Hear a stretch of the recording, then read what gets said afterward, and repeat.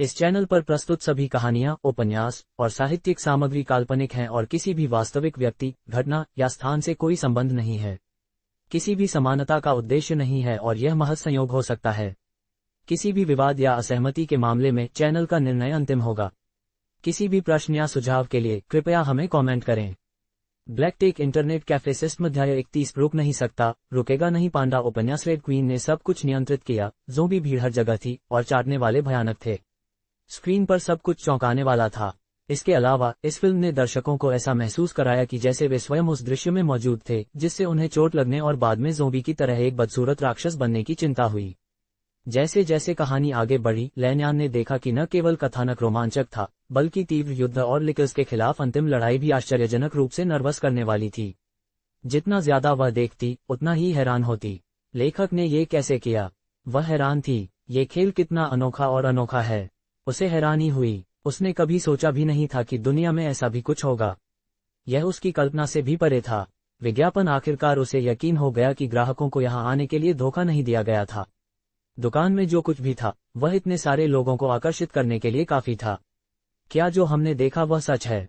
नालन मिंगज्यू ने उसी समय फिल्म खत्म कर दी। यद्यपि उसकी अभिव्यक्ति लैन्यान की तुलना में बहुत शांत थी, फिर भी यदि लोग उसे करीब से देखें तो उसके चेहरे पर थोड़ा सा विस्मय देखा जा सकता था। कौन जाने, शायद ये किसी दूर देश में हुआ हो या शायद ये सिर्फ एक कहानी हो, फांग क्वी ने सहजता से उत्तर दिया। सचमुच, नालन मिंगक्सू महसूस कर सकती थी कि उसका शरीर बदल रहा था। उदाहरण के लिए, उसे लगा कि वह अपने शरीर को बेहतर ढंग से नियंत्रित कर सकती है और उसने युद्ध तकनीकों का ज्ञान भी प्राप्त कर लिया है। हालांकि उसकी योद्धा क्यूई में सुधार नहीं हुआ। अगर वह युद्ध में शामिल होती तो वह पहले से बेहतर हो जाती। फैंग क्यू ने अपना सिर हिलाया। इसे मूवी कहा जाता है, एक फिल्म। उसने इस शब्द के पीछे के अर्थ पर ध्यानपूर्वक विचार किया। क्या कुछ और है? लैन्यान खुद को रोक नहीं सका और पूछा, आप पहले किस खेल के बारे में बात कर रहे थे? मुझे याद है कि आपने मुझ पर चालाकी करने का आरोप लगाया था। आपने कहा कि मैंने अपने ग्राहकों को धोखा दिया और मोहित किया। आपने ये भी कहा कि मैंने इन लोगों को अपनी दुकान में ग्राहक के रूप में काम करने के लिए रखा है।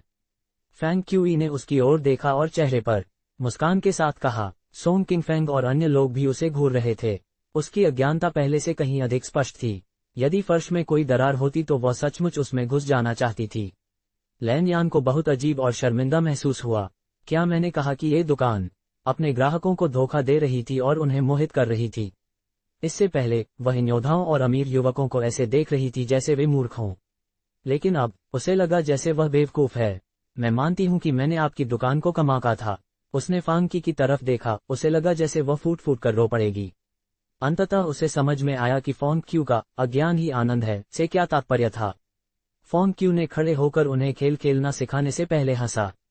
4 घंटे बाद? क्या हम सिर्फ 6 घंटे ही खेल सकते हैं?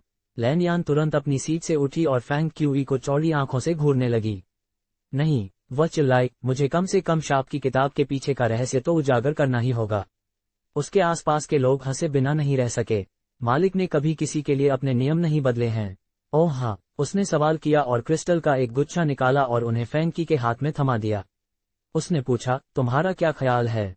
मैं तुम्हें मूल कीमत से 10 गुना दूंगी। 10 गुना? अब तक का सबसे बड़ा प्रस्ताव सोंग किंगफेंग का था और वह मूल कीमत से सिर्फ 5 गुना था। क्या उसने अभी अभी प्रस्ताव दिया था? उसे 10 गुना कीमत, 1 घंटे के लिए 20 क्रिस्टल। कुछ ग्राहकों ने क्रिस्टल को देखा और अपनी लार निगल ली। ऊंची कीमतों के बारे में बात करें। फैंग क्यूई ने अपने हाथों में क्रिस्टल को देखा और झिझका। यदि व्यवस्था उसे ऐसा करने की अनुमति देती तो वह सचमुच सारा पैसा लेकर भाग जाना चाहता था। दुख की बात है कि इस बार सिस्टम ने कोई प्रतिक्रिया नहीं दी। मुझे माफ करना। फांग क्यू ने अनिच्छा से उसे क्रिस्टल वापस दे दिए और धार्मिकता से कहा, मेरी दुकान में सभी को नियमों का पालन करना होगा। क्या वो बेवकूफ है? वो क्रिस्टल क्यों नहीं लेता? एक खिलाड़ी 20 क्रिस्टल के साथ कई दिनों तक खेल सकता है। उसे सच में ये नहीं चाहिए। तो फिर आपको क्या लगता है हमें आपको कितने देने चाहिए? नालन मिंगज्यू ने पूछा। उसका स्वर ठंडा और अधीर था। ऐसा लग रहा था जैसे वह फॉन्ग क्यूई के साथ बातचीत करने के मूड में नहीं थी। मूल कीमत से 1000 गुना या 10,000 गुना? फांग क्यूई का भाव शांत रहा। इससे कोई फर्क नहीं पड़ता कि आप मुझे कितना देते हैं। नियम तो नियम है और मैं उन्हें किसी के लिए नहीं तोड़ूंगा। मालिक निश्चित रूप से नियमों का पालन करने वाला व्यक्ति है।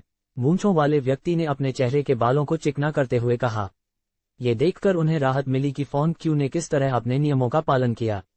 इसका मतलब ये था कि कोई भी इन कंप्यूटरों पर अपना हाथ नहीं रख सकता था। वू शान और अन्य लोग, जो मूलतः समय सीमा से नाखुश थे, को ये सुनकर बहुत अच्छा लगा कि फोन क्यू ने उस व्यक्ति को अस्वीकार कर दिया जिसने उन्हें मूल कीमत से 10 गुना अधिक की पेशकश की थी। सोंग किंगफेंग ने अपने कड़वे अनुभव के बारे में सोचा और मन ही मन खुश हुए बिना नहीं रह सका। हमने बहुत समय पहले भी यही कोशिश की थी। क्या तुम सच में हमें खेलने नहीं दोगे? लैन यान को ऐसा लगा जैसे खून थूक रहा हो। उसने देखा कि वह खेलना बंद नहीं कर सकती। हालांकि वह अब और नहीं खेल सकती थी। अगर उसने यह नहीं देखा कि मालिक कितना शक्तिशाली था, तो लैन यान उसे मारना चाहेगा। उसने सोचा कि फोन क्यू एक धूर्त घोटालेबाज था, लेकिन अब उसे एहसास हुआ कि वो एक ईमानदार व्यापारी था। कोई पैसे के आगे कैसे नहीं झुक सकता। अगर वो धोखेबाज है तो बाकी सब भी धोखेबाज ही होंगे। मैं सचमुच खेलना जारी रखना चाहता हूँ। लैन यान ने जमीन पर जोर से पैर पटकते हुए कहा, क्या आप हमें समायोजित नहीं कर सकते? नहीं, तुम ये जानबूझकर कर रहे हो। लैन यान ने फोन क्यूई को जानलेवा निगाहों से देखा, लेकिन उसने उसे अनदेखा कर दिया। थोड़ी देर बाद नालन मिंगक्स्यू ने आखिरकार कहा, चलो चलें। शर्मिंदा महसूस करते हुए लैन यान हार नहीं मानना चाहता था। लेकिन मैं सचमुच खेलना जारी रखना चाहता हूँ। मिस। इससे पहले कि वह कुछ प्रतिक्रिया दे पाती, नालन मिंगक्स्यू इंटरनेट कैफे से जा चुकी थी। लैन यान के पास उसका पीछा करने के अलावा कोई विकल्प नहीं था। लैन यान की अभिव्यक्ति जटिल थी क्योंकि वह अनिच्छा से बाहर चली गई थी। मिस नालन, मुझे लगता है कि ये दुकान वैसी नहीं है जैसा हमने सोचा था। वो दुनिया मुझे नकली क्यों नहीं लगी? वो कितनी अजीब थी। ज़ॉम्बी, बंदूकें और वायरस सब बिल्कुल असली लग रहे थे। ओह, और मुझे लगता है कि मैंने बहुत सारे युद्ध कौशल सीख लिए हैं। ओह, और मुझे लगता है कि मेरे कौशल में सुधार हुआ है।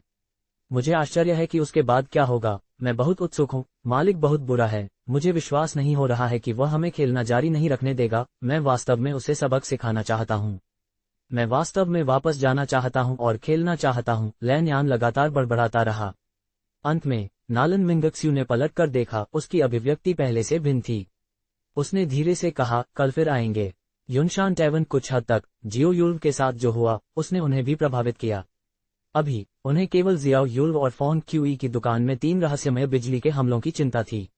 मालिक बहुत बहादुर है। ब्लैकी को जो कुछ हुआ था उसे याद करके सिहरन हुई। मुझे विश्वास नहीं हो रहा है कि उसने जियाओ युल्व को अपनी दुकान से बाहर निकाल दिया।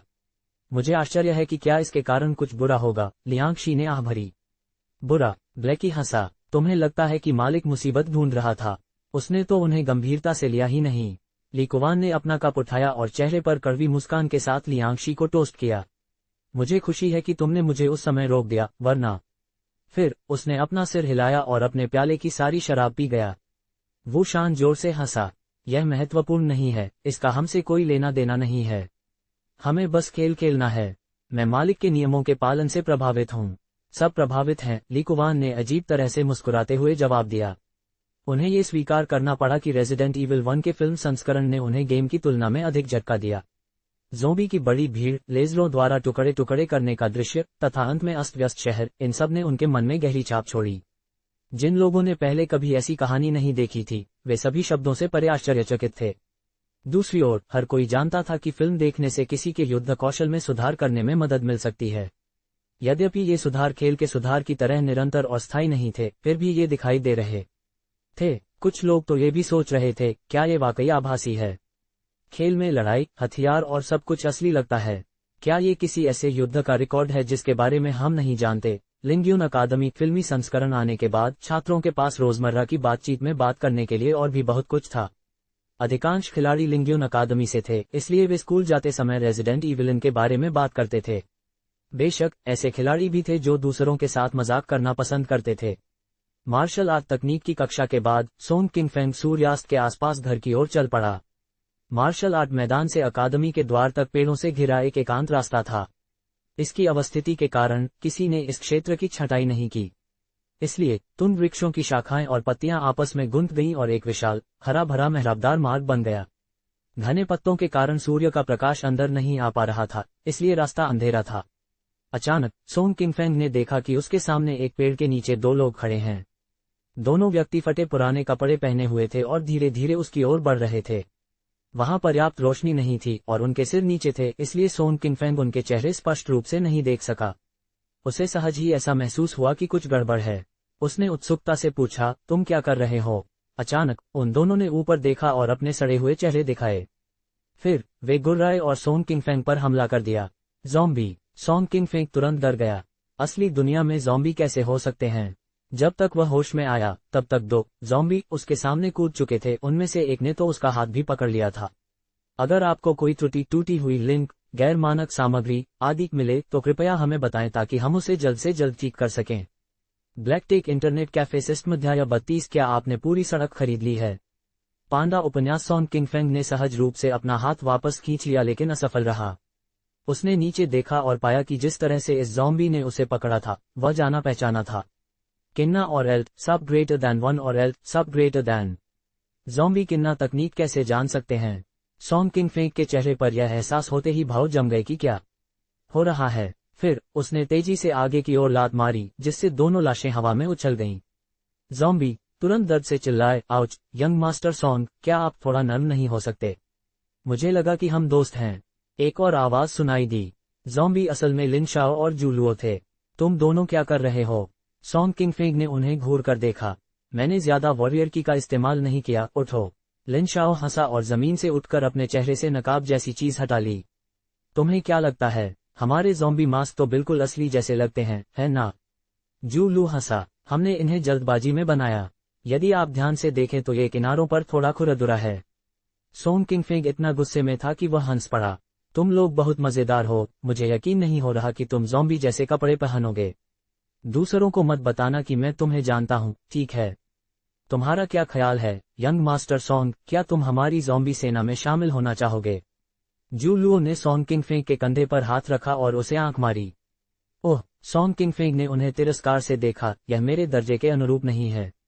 क्या आपने सोचा था कि मैं आपके स्तर तक गिर जाऊंगा? क्या समस्या है? मास्क पहने हुए आपको कोई नहीं पहचान सकता। लिन शाओ ने उसका हाथ पकड़ा और उसे एक तरफ खींच लिया। अचानक सड़क के अंत में कुछ लोग दिखाई दिए। क्या ये शी और उसके दोस्त नहीं हैं? उसने जल्दी से एक ज़ॉम्बी मुखौटा निकाला और उसे सोन किंगफेंग को सौंप दिया। जल्दी करो और इसे पहन लो। उन्हें ज़ॉम्बी से डरने की भयावहता का स्वाद चखना चाहिए। शी शियाओयुन, वान गुआंगयुवान और कुछ अन्य छात्र आज ओरिजिन्स इंटरनेट क्लब में हुई बिजली की सजा और रेजिडेंट ईविल पर चर्चा करते हुए रास्ते पर चल रहे थे। अचानक उन्होंने एक निर्जीव आकृति को अपनी ओर पीट करके खड़ा देखा। बड़े पेड़ के नीचे एक और व्यक्ति जमीन पर झुका हुआ था। तभी उन्होंने देखा कि तीसरा व्यक्ति उनके सामने लेटा हुआ है। क्या उसे चोट लगी है? उत्सुकतावश शी की आगे बढ़ी और जमीन पर पड़े आदमी की पीठ थपथपाई। वह आदमी धीरे से घूमा और उसका सड़ा हुआ चेहरा दिखाई दिया।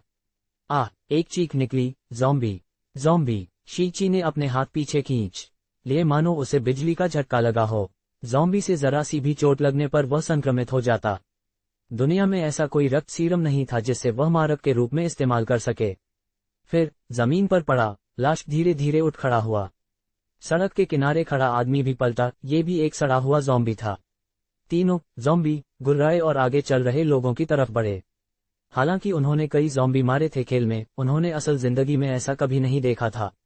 इसके अलावा शी शियाओयुन की चीख सुनकर वे सब डर गए, जिससे शी क्यू ने अपनी बहन की कलाई पकड़ ली और लगभग तुरंत भाग गया। वान गुआंगयुवान और बाकी लोग ये देखकर सन्न रह गए कि शी क्यू भाग गई है। इसलिए वे बिना किसी हिचकिचाहट के मुड़े और भाग गए। हा। तीनों ज़ॉम्बी तब तक हंसे जब तक उनके पेट में दर्द नहीं होने लगा। चुप हो जाओ, और लोग आ रहे हैं। शी क्यू अपने दोस्तों के साथ भाग गया। उसके बाद कुछ अन्य लोग उनकी ओर बढ़े। तैयार हो जाओ, तैयार हो जाओ। सोन किंगफेंग को रोने का मन हुआ। उसने महसूस किया कि वह उनके कारनामों में फंस गया था और बाहर नहीं निकल सकता था। उस रात लिंग्यून अकादमी में एक अफवाह फैल गई। जाहिरा तौर पर मार्शल आर्ट क्षेत्र और अकादमी के द्वार के बीच के रास्ते पर ज़ॉम्बी थे। फोन क्यू को अंततः पड़ोसी दुकान के बारे में खबर मिली, लेकिन दुख की बात है कि यह अच्छी खबर नहीं थी। क्यू, क्या तुम्हें उस दुकान पर जाने की जल्दी है? आंटी वांग जानती थी कि फैन क्यू की दुकान पर बहुत से लोग आते हैं। हालांकि उसने ये प्रश्न पूछा था, लेकिन उसे इसका उत्तर पहले से ही पता था। मुझे नहीं पता क्यों। बहुत समय तक कोई भी उस दुकान को नहीं खरीदना चाहता था, लेकिन किसी ने अचानक इसे खरीद लिया। ये ठीक है, फोन क्यू ने उत्तर दिया। धन्यवाद चाची वांग। मुझे धन्यवाद मत कहो, आंटी वांग ने क्षमा याचना करते हुए कहा। मैंने ज्यादा मदद नहीं की। अपनी दुकान पर वापस लौटने पर फोन क्यू को उलझन महसूस हुई। निश्चित रूप से कुछ तो गड़बड़ थी। आखिर इस समय में उस दुकान को किसने खरीदा? जब वह जवाब के लिए अपना दिमाग खपा रहा था, तभी काले रंग का लबादा पहने एक आदमी उसकी दुकान में आया। आप फैंग क्यूई बस ये पूछने ही वाला था कि क्या यह आदमी कोई नया ग्राहक है जिसे किसी ने पेश किया है, तभी उसने अपनी अंदरूनी जेब से एक पत्र निकाला। क्या आप श्रीमान हैं? फॉन्ग क्यू, काले कपड़े वाले आदमी ने उसे पत्र दिया। मेरे स्वामी ने मुझे ये तुम्हें देने के लिए कहा है। आपके स्वामी? फॉन्ग क्यूई पत्र लेते समय उलझन में था। तभी अचानक उसे इस पत्र और पड़ोसी दुकान के बीच संबंध का ख्याल आया।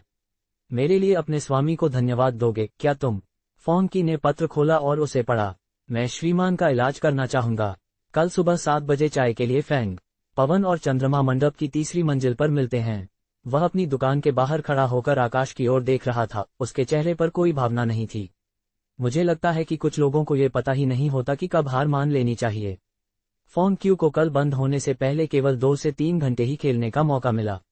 आज वह पूरा दिन व्यस्त रहे और उन्हें कंप्यूटर छूने का भी मौका नहीं मिला। उसके पास लगभग 20 ग्राहक हुआ करते थे, लेकिन अब उनके पास 30 से अधिक थे। फॉन्ग क्यू ने बेची गई फिल्म टिकटों की संख्या देखी, 32 टिकटें। ये टिकटें दोबारा नहीं खरीदी जा सकीं। इसका मतलब ये था कि 50 टिकट बेचने के लिए उसे अपने इंटरनेट कैफे में 18 या उससे अधिक नए ग्राहकों की आवश्यकता थी। तभी वह अपना कार्य पूरा कर सकेगा। फिर भी उसे केवल अपनी दुकान के आकार की ही चिंता थी। इंटरनेट कैफे हर समय बहुत व्यस्त और भरा हुआ था। उसे वास्तव में अधिक स्थान की आवश्यकता थी। अगली सुबह विंड एंड मून पवेलियन में केवल पर्याप्त स्थिति वाले लोग ही तीसरी मंजिल तक जा सकते थे। जो लोग यहाँ आए थे वे या तो प्रतिष्ठित साधक थे, सुरुचिपूर्ण अभिजात वर्ग के लोग थे, या अपनी पीठ पर आध्यात्मिक कलाकृतियां लिए हुए अत्यंत सम्मानित योद्धा थे। फैंग क्यू ने पहले भी ऐसे लोगों को देखा था। भले ही उन्होंने अपनी योद्धा क्यूई को सीमित कर दिया हो, फिर भी अन्य लोग उनकी शक्तियों की महान सीमा को महसूस कर सकते थे। जब फॉन्ग क्यू ऊपर की ओर गया तो नीले रंग के कपड़े पहने 2 युवक उसके पास से गुजरे। जवान योद्धाओं जैसे हटे कटते तो नहीं थे, लेकिन उनकी आंखों से एक बर्फीली और शक्तिशाली रोशनी निकल रही थी। उनके शरीर से एक अनोखी आजादी और खास आभा निकल रही थी। इसमें कोई संदेह नहीं कि वे दोनों ही किसान थे और शक्तिशाली थे। मैंने सुना है कि कल जियाओ यूल की पिटाई हुई थी। मुझे लगता है कि ओरिजिन्स नाम की दुकान पर ऐसा हुआ था। उसके दादा के पास इतनी ताकत थी, लेकिन जियाओ यूल तो बिल्कुल बेकार है। वो तो एक आम नागरिक से भी नहीं जीत सकता। मुझे यकीन नहीं हो रहा कि वो अब भी खुद को साधक कहता है। बिल्कुल, उसने तो संपर्क भी किया था। जू फुवेई, युआन नदी क्षेत्र के साधक। ये तो बस एक छोटी सी दुकान है, वह इसे इतना बड़ा क्यों बना रहा है? दोनों साधक ऊपर जाते हुए आपस में चर्चा कर रहे थे। फॉन्ग क्यू ने उनकी बात सुनी और अपनी भौहें सिकोड़ लीं। क्या आप श्रीमान हैं? फॉन्ग क्यू। जैसे ही वह ऊपर पहुंचा, लाल रंग की एक सुंदर महिला उसके पास आई और उसका अभिवादन किया। इस महिला में भी प्रचुर मात्रा में क्यूई थी। स्पष्टतः तीसरे स्तर पर मौजूद कोई भी व्यक्ति, जिसमें वेटर और वेट्रेस भी शामिल थे, आम आदमी नहीं था। फॉन्ग क्यू ने अपना सिर थोड़ा हिलाया। कृपया मेरे साथ आइए। फिर फॉन्ग क्यू उसके पीछे रेस्तरां के उत्तरी छोर पर स्थित एक निजी कमरे में गया। इसका स्थान स्पष्ट रूप से अन्य कमरों से अलग था, जो स्पष्ट रूप से फॉन्ग क्यूई को आमंत्रित करने वाले व्यक्ति की उच्च स्थिति और प्रतिष्ठा को दर्शाता था। निजी कमरे के दालान पर 4 लोग पहरा दे रहे थे और वे अहंकार के हल्के भाव के साथ फॉन्ग क्यूई को उदासीनता से देख रहे थे। सच तो ये था कि किसी को समझ नहीं आया कि निजी कमरे में बैठा व्यक्ति ऐसे साधारण से दिखने वाले युवक को चाय पर क्यों बुलाएगा। निजी कमरा विशाल था और उसमें कम से कम 8 टेबलें रखी जा सकती थीं। हालांकि खिड़की के पास केवल एक मेज थी, जहां से जियुहुआ शहर की सड़कों पर अनगिनत गाड़ियां देखी जा सकती थीं। मेज पर रखे बर्तन, साथ ही कप, प्लेट और कटोरे सभी चांदी से बने हुए थे और अत्यंत मूल्यवान थे। मेज पर तरह तरह के नाजुक व्यंजन रखे होने के कारण उसमें से भाप उठ रही थी। जिस व्यक्ति ने फॉन्ग क्यू को आमंत्रित किया था, उसे पूरा विश्वास था कि वह समय पर पहुंच जाएगा। मेज के पूर्व की ओर सफेद कपड़े पहने एक लड़की बैठी थी। उसके बाल बड़े करीने से बंधे हुए थे और वह एक सुंदर सुंदरी थी। फॉन्ग क्यू केवल उसका प्रोफाइल देख सकता था। वह सुंदर और आकर्षक थी। वह खिड़की के पास बैठी थी और आकाश की ओर ऐसे देख रही थी मानो वह बर्फ से बनी कोई आकर्षक मूर्ति हो। उसकी नजर बाहर लोगों की भीड़ पर पड़ी। ऐसा महसूस होता है कि उन्हें देखकर ही उनके चेहरे पर गर्मजोशी का एहसास होता है। उसके पीछे काले वस्त्र पहने एक लड़की खड़ी थी। वह सुंदर और सुसंस्कृत थी, लेकिन साथ ही उसकी आभा भी वीरतापूर्ण थी। आपका नाम लैन यान है ना? फॉन्ग क्यू बैठ गया और काले कपड़े वाली लड़की से पूछा, सफेद कपड़े वाली लड़की की पहचान की पुष्टि करते हुए। एमिस नालन, मुझे नहीं लगता था कि तुम्हें एक सुनसान सड़क पर एक छोटी सी दुकान में रुचि होगी। ये दुकान पर निर्भर करता है। नालन मिंगक्स्यू ने अंततः अपना सिर घुमाया और अपने सामने रखे शराब के प्यालों को देखा। लैन यान ने धीरे धीरे उन्हें भर दिया। ये नाशपाती फूल वाली शराब है, जो जियुहुआ की विशेषता है। यह अत्यंत चिकना है और यह आपको बेहतर नींद लाने तथा आपकी नसों को शांत करने में मदद कर सकता है। यह आपकी साधना के लिए भी अच्छा है, नालान मिंगक्सू ने कहा जब लैन यान ने एक कप फोन क्यू को दिया। कल आपकी दुकान देखने के बाद मैंने देखा है कि यह वास्तव में एक जादुई छोटी सी जगह है। फोन क्यू ने अपने कप में अंबर रंग के तरल को देखा और हंस दिया। एमिस, नालन, मैं यह मान रहा हूं कि आपने मुझे यहां सिर्फ पीने के लिए नहीं बुलाया है ना? लैन यान ने कागज का एक ढेर निकाला और उन्हें फैंग क्यूई के सामने रख दिया। ये स्ट्रीट 103 ईस्ट की सभी दुकानों के दस्तावेज हैं। तुम्हारा क्या मतलब है? फोन क्यूई को यह एहसास होते ही वह स्तब्ध रह गई कि उन्होंने क्या किया। मुझे मत बताओ कि तुमने पूरी सड़क खरीद ली है। ये तो बस एक छोटा सा उपहार है, नालन मिंगक्सू ने धीरे से कहा। यह आपके लिए है, श्रीमान फैंग। आप क्या चाहती हैं, सुश्री? नालन। फैंग क्यूई हंसे। यदि आपको कोई त्रुटि, टूटी हुई लिंक, गैर मानक सामग्री आदि मिलती है तो कृपया हमें बताएं ताकि हम इसे जल्द से जल्द ठीक कर सकें। ब्लैकटेक इंटरनेट कैफे सिस्टम अध्याय 33। एक सीधा सादा छात्र जिसने कक्षा छोड़ दी। पांडा उपन्यास। उसका स्वर भावहीन था। मैंने आपकी जैसी जादुई दुकान कभी नहीं देखी, श्रीमान फैंग। आप एक योद्धा हैं, लेकिन पिछले 16 वर्षों में आपको कोई भी सौभाग्यपूर्ण अनुभव नहीं हुआ। इसलिए ये संभव नहीं लगता कि आप ही वह व्यक्ति हों जिसने आपकी दुकान में विशेष वस्तुओं का निर्माण किया हो, अकेले ही बिजली तकनीक, जो कि साधना की सबसे कठिन तकनीक है, के स्वामी हो। हालांकि कल मैंने आपकी दुकान में न केवल वे विशेष वस्तुएं देखीं, बल्कि लगातार 3 बार बिजली तकनीक भी देखी। इसलिए मैंने अनुमान लगाया कि कंप्यूटर नामक आध्यात्मिक कलाकृतियां एक या साधकों के एक समूह द्वारा बनाई गई थीं। श्री फैंग, तुम सिर्फ उनके एजेंट हो। क्या मैं सही हूं? फोन क्यूई एक पल के लिए ठिठक गया। आपका विश्लेषण बहुत गहन है, लेकिन आपको अधिक कल्पनाशील होने की आवश्यकता है, उन्होंने मन ही मन कहा। सामान्य लोगों और साधकों के बीच का अंतर स्वर्ग और पृथ्वी जैसा है। ये कितना बड़ा अंतर है? वह आगे बोलने से पहले एक पल के लिए रुकी। आपके पीछे खड़े किसानों को इन वस्तुओं को दुनिया को दिखाने में सक्षम होने के लिए बेहद आश्वस्त होना चाहिए। लेकिन उन्होंने आपसे पूछा, श्रीमान फैंग, उस दुकान का मालिक बनना जो उनके द्वारा बनाई गई चीजें बेचती है क्योंकि उनकी पहचान बाकी दुनिया के सामने उजागर नहीं हो सकती है ना? या फिर वे नहीं चाहते कि लोगों को पता चले कि वे मौजूद हैं? नालन मिंगक्सू ने पूछा। किसी भी तरह से ये लोग आपकी क्षमता से बहुत ऊपर हैं, लेकिन वे आप पर इतना भरोसा करते हैं कि आपको अपनी सारी चीजें दे देते हैं। इसका मतलब है कि वे आपसे कुछ चाहते हैं। जब तक वे ऐसा करते रहेंगे, हम बातचीत कर सकते हैं। मेरी स्थिति की पूरी तरह से जांच और विश्लेषण करने के लिए आपको केवल एक रात की आवश्यकता है। फोन क्यों हंसा। सुश्री नालन, क्या मैं तुम्हारी तारीफ करूं? ये कुछ भी नहीं है। नालन मिंगक्सू ने अपने गले को गर्म करने के लिए नाशपाती के फूल की शराब का घूंट लिया। उसकी बर्फीली त्वचा थोड़ी लाल हो गई थी, मानो सर्दियों की गहराई में कोई फूल खिल गया हो, जिससे वह पहले से कहीं अधिक सुंदर लग रही थी। उसका स्वर अभी भी ठंडा और थोड़ा आलसी था। सच तो यह है कि मैं अपनी खोजबीन करने के बाद आपकी दुकान पर गया था। जैसे ही उसने इसके बारे में सुना, उसने तुरंत ओरिजिन्स इंटरनेट क्लब की जांच शुरू कर दी। यही कारण था कि वह कल गई थी, परसों नहीं। तो श्रीमान फैंग, क्या मैं पूछ सकती हूं कि क्या आपके पीछे के साधक नालन परिवार के लिए काम करना चाहते हैं? फैंग क्यू की अप्रसन्न अभिव्यक्ति को देखकर उसने कहा, अभी मेरे प्रस्ताव को अस्वीकार मत करो। आपको पता होना चाहिए कि ज़ियाओ युल्फ के साथ जो हुआ वह उसका अंत नहीं है। आपके पीछे खड़े साधक स्वयं को प्रकट नहीं कर सकते और आपकी सहायता नहीं कर सकते। मैं तुम्हें नीचा नहीं दिखा रही हूं, लेकिन तुम्हारी शक्ति के साथ तुम अकेले उससे निपटने में सक्षम नहीं होगे। हालांकि नालान परिवार के समर्थन के साथ मैं तुमसे वादा कर सकती हूं कि किसी में भी तुम्हारे लिए परेशानी पैदा करने का साहस नहीं होगा। वह जो चाहती थी वह स्पष्ट था। वह फोन क्यू की छोटी सी दुकान अपने लिए चाहती थी। उसने एक बार भी उस विचार को नहीं छोड़ा। फैंग क्यू नाराज था। तुमने सिर्फ इसके लिए मुझे अपनी दुकान से निकालने में इतनी परेशानी उठाई। तुम्हारा विश्लेषण सही है, उसने मुस्कुराते हुए कहा, लेकिन मुझे साफ साफ कहने की इजाजत दो। नालान परिवार पर्याप्त योग्य नहीं है। क्या आप जानते हैं कि जियुहुआ शहर और जियांगन क्षेत्र में नालान नाम का क्या अर्थ है? लैन यान गुस्से में था। यहां तक कि शाही परिवार के सदस्यों को भी नालन परिवार के साथ सम्मानपूर्वक व्यवहार करना होगा। एमिस, नालन आपकी दुकान में रुचि रखती है। आपको सम्मानित महसूस करना चाहिए कि वह आपको एक अवसर देना चाहती है। अपने बारे में बहुत अधिक मत सोचो। आप छोटे मौकों का फायदा उठाने में अच्छे हैं। फोन क्यों हंसा, लेकिन अगर आपको लगता है कि जियो युल्फ मुझे धमकी दे सकता है तो आप कल्पना कर रहे हैं। तुम पागल हो। लैन यान ने अपनी कमर के पास तलवार की मूठ पर हाथ रखा। तलवार खींचते ही फोन क्यू की छाती के सामने एक बर्फीली रोशनी चमक उठी। दूसरी ओर फोन क्यू ने अपना प्याला उठाया और तुरंत पियर ब्लॉसम वाइन की मीठी सुगंध सूंघ ली। उसने अभी तक इसे नहीं पिया था, लेकिन उसे ऐसा महसूस हो रहा था जैसे वह हवा में तैर रहा हो। फोन क्यू ने सिर हिलाया और पूरा कप पी गया। उसने महसूस किया कि उसके अंगों में गर्म धारा फैल गई है। इसके अलावा उसने अपने डेंटियन तक एक गर्म लेकिन कमजोर ऊर्जा महसूस की।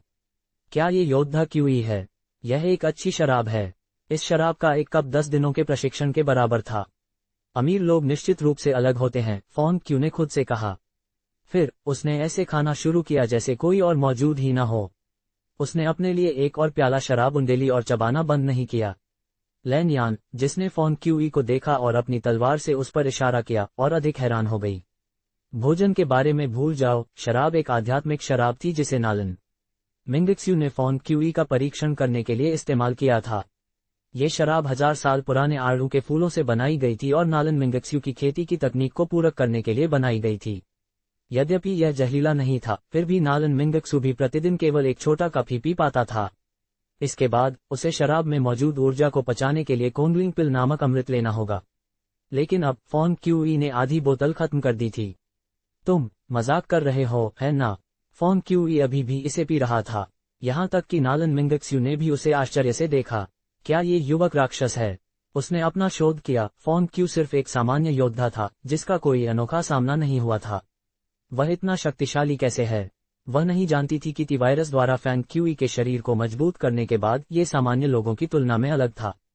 भले ही उसने अपने योद्धा क्यूई का उपयोग नहीं किया, फिर भी आध्यात्मिक शराब उसे नशे में लाने में सक्षम नहीं थी। मेज पर सब कुछ खत्म करने के बाद उसने अपना पेट रगड़ा और लैन यान को देखा, जो अभी भी अपनी तलवार उस पर तान रही थी। लैन यान का शरीर जम गया। उसे लगा जैसे फोन क्यू कोई साधारण योद्धा नहीं है। इसके बजाय वह एक जंगली जानवर की तरह लग रहा था। फैन क्यू खड़ी हुई और नालन मिंगक्स्यू के पास गई, लेकिन उसे लगा जैसे उसमें उस पर हमला करने का साहस नहीं है। नालन मिंगक्स्यू तनाव में आ गई। उसे लगा जैसे उसका कोई मुकाबला नहीं है फैन क्यू के लिए। ये कैसे मुमकिन है? वो सिर्फ 16 साल का है और उसके पास इतनी भी योद्धा क्यों नहीं है? फैन क्यू उसके और करीब आता गया। वह पहले कभी किसी के इतने करीब नहीं थी। वे इतने करीब थे कि वह फोन क्यूई के शरीर का तापमान महसूस कर सकती थी। उसे ऐसा महसूस हुआ जैसे कोई जंगली जानवर उसके पास आ गया हो, अपने शिकार को सूंघ रहा हो और उसके पूरे शरीर में रोंगटे खड़े हो गए हों। वह अपने पूरे जीवन में कभी घबराई नहीं थी, लेकिन अब वह घबरा गई थी। उसने सोचा कि वह अच्छी तरह जानती है कि फोन क्यू कौन है। उसने सोचा कि वह उसके बारे में सब कुछ जानती है, यहाँ तक कि उसके बचपन की शर्मनाक कहानियां भी। लेकिन अब सब कुछ रहस्य के एक अंधकार में डूब चुका था और उसके पास अज्ञात के अलावा कुछ भी नहीं बचा था। अज्ञात सबसे भयावह था। अच्छी बात यह थी कि वह भावना जल्दी ही गायब हो गई।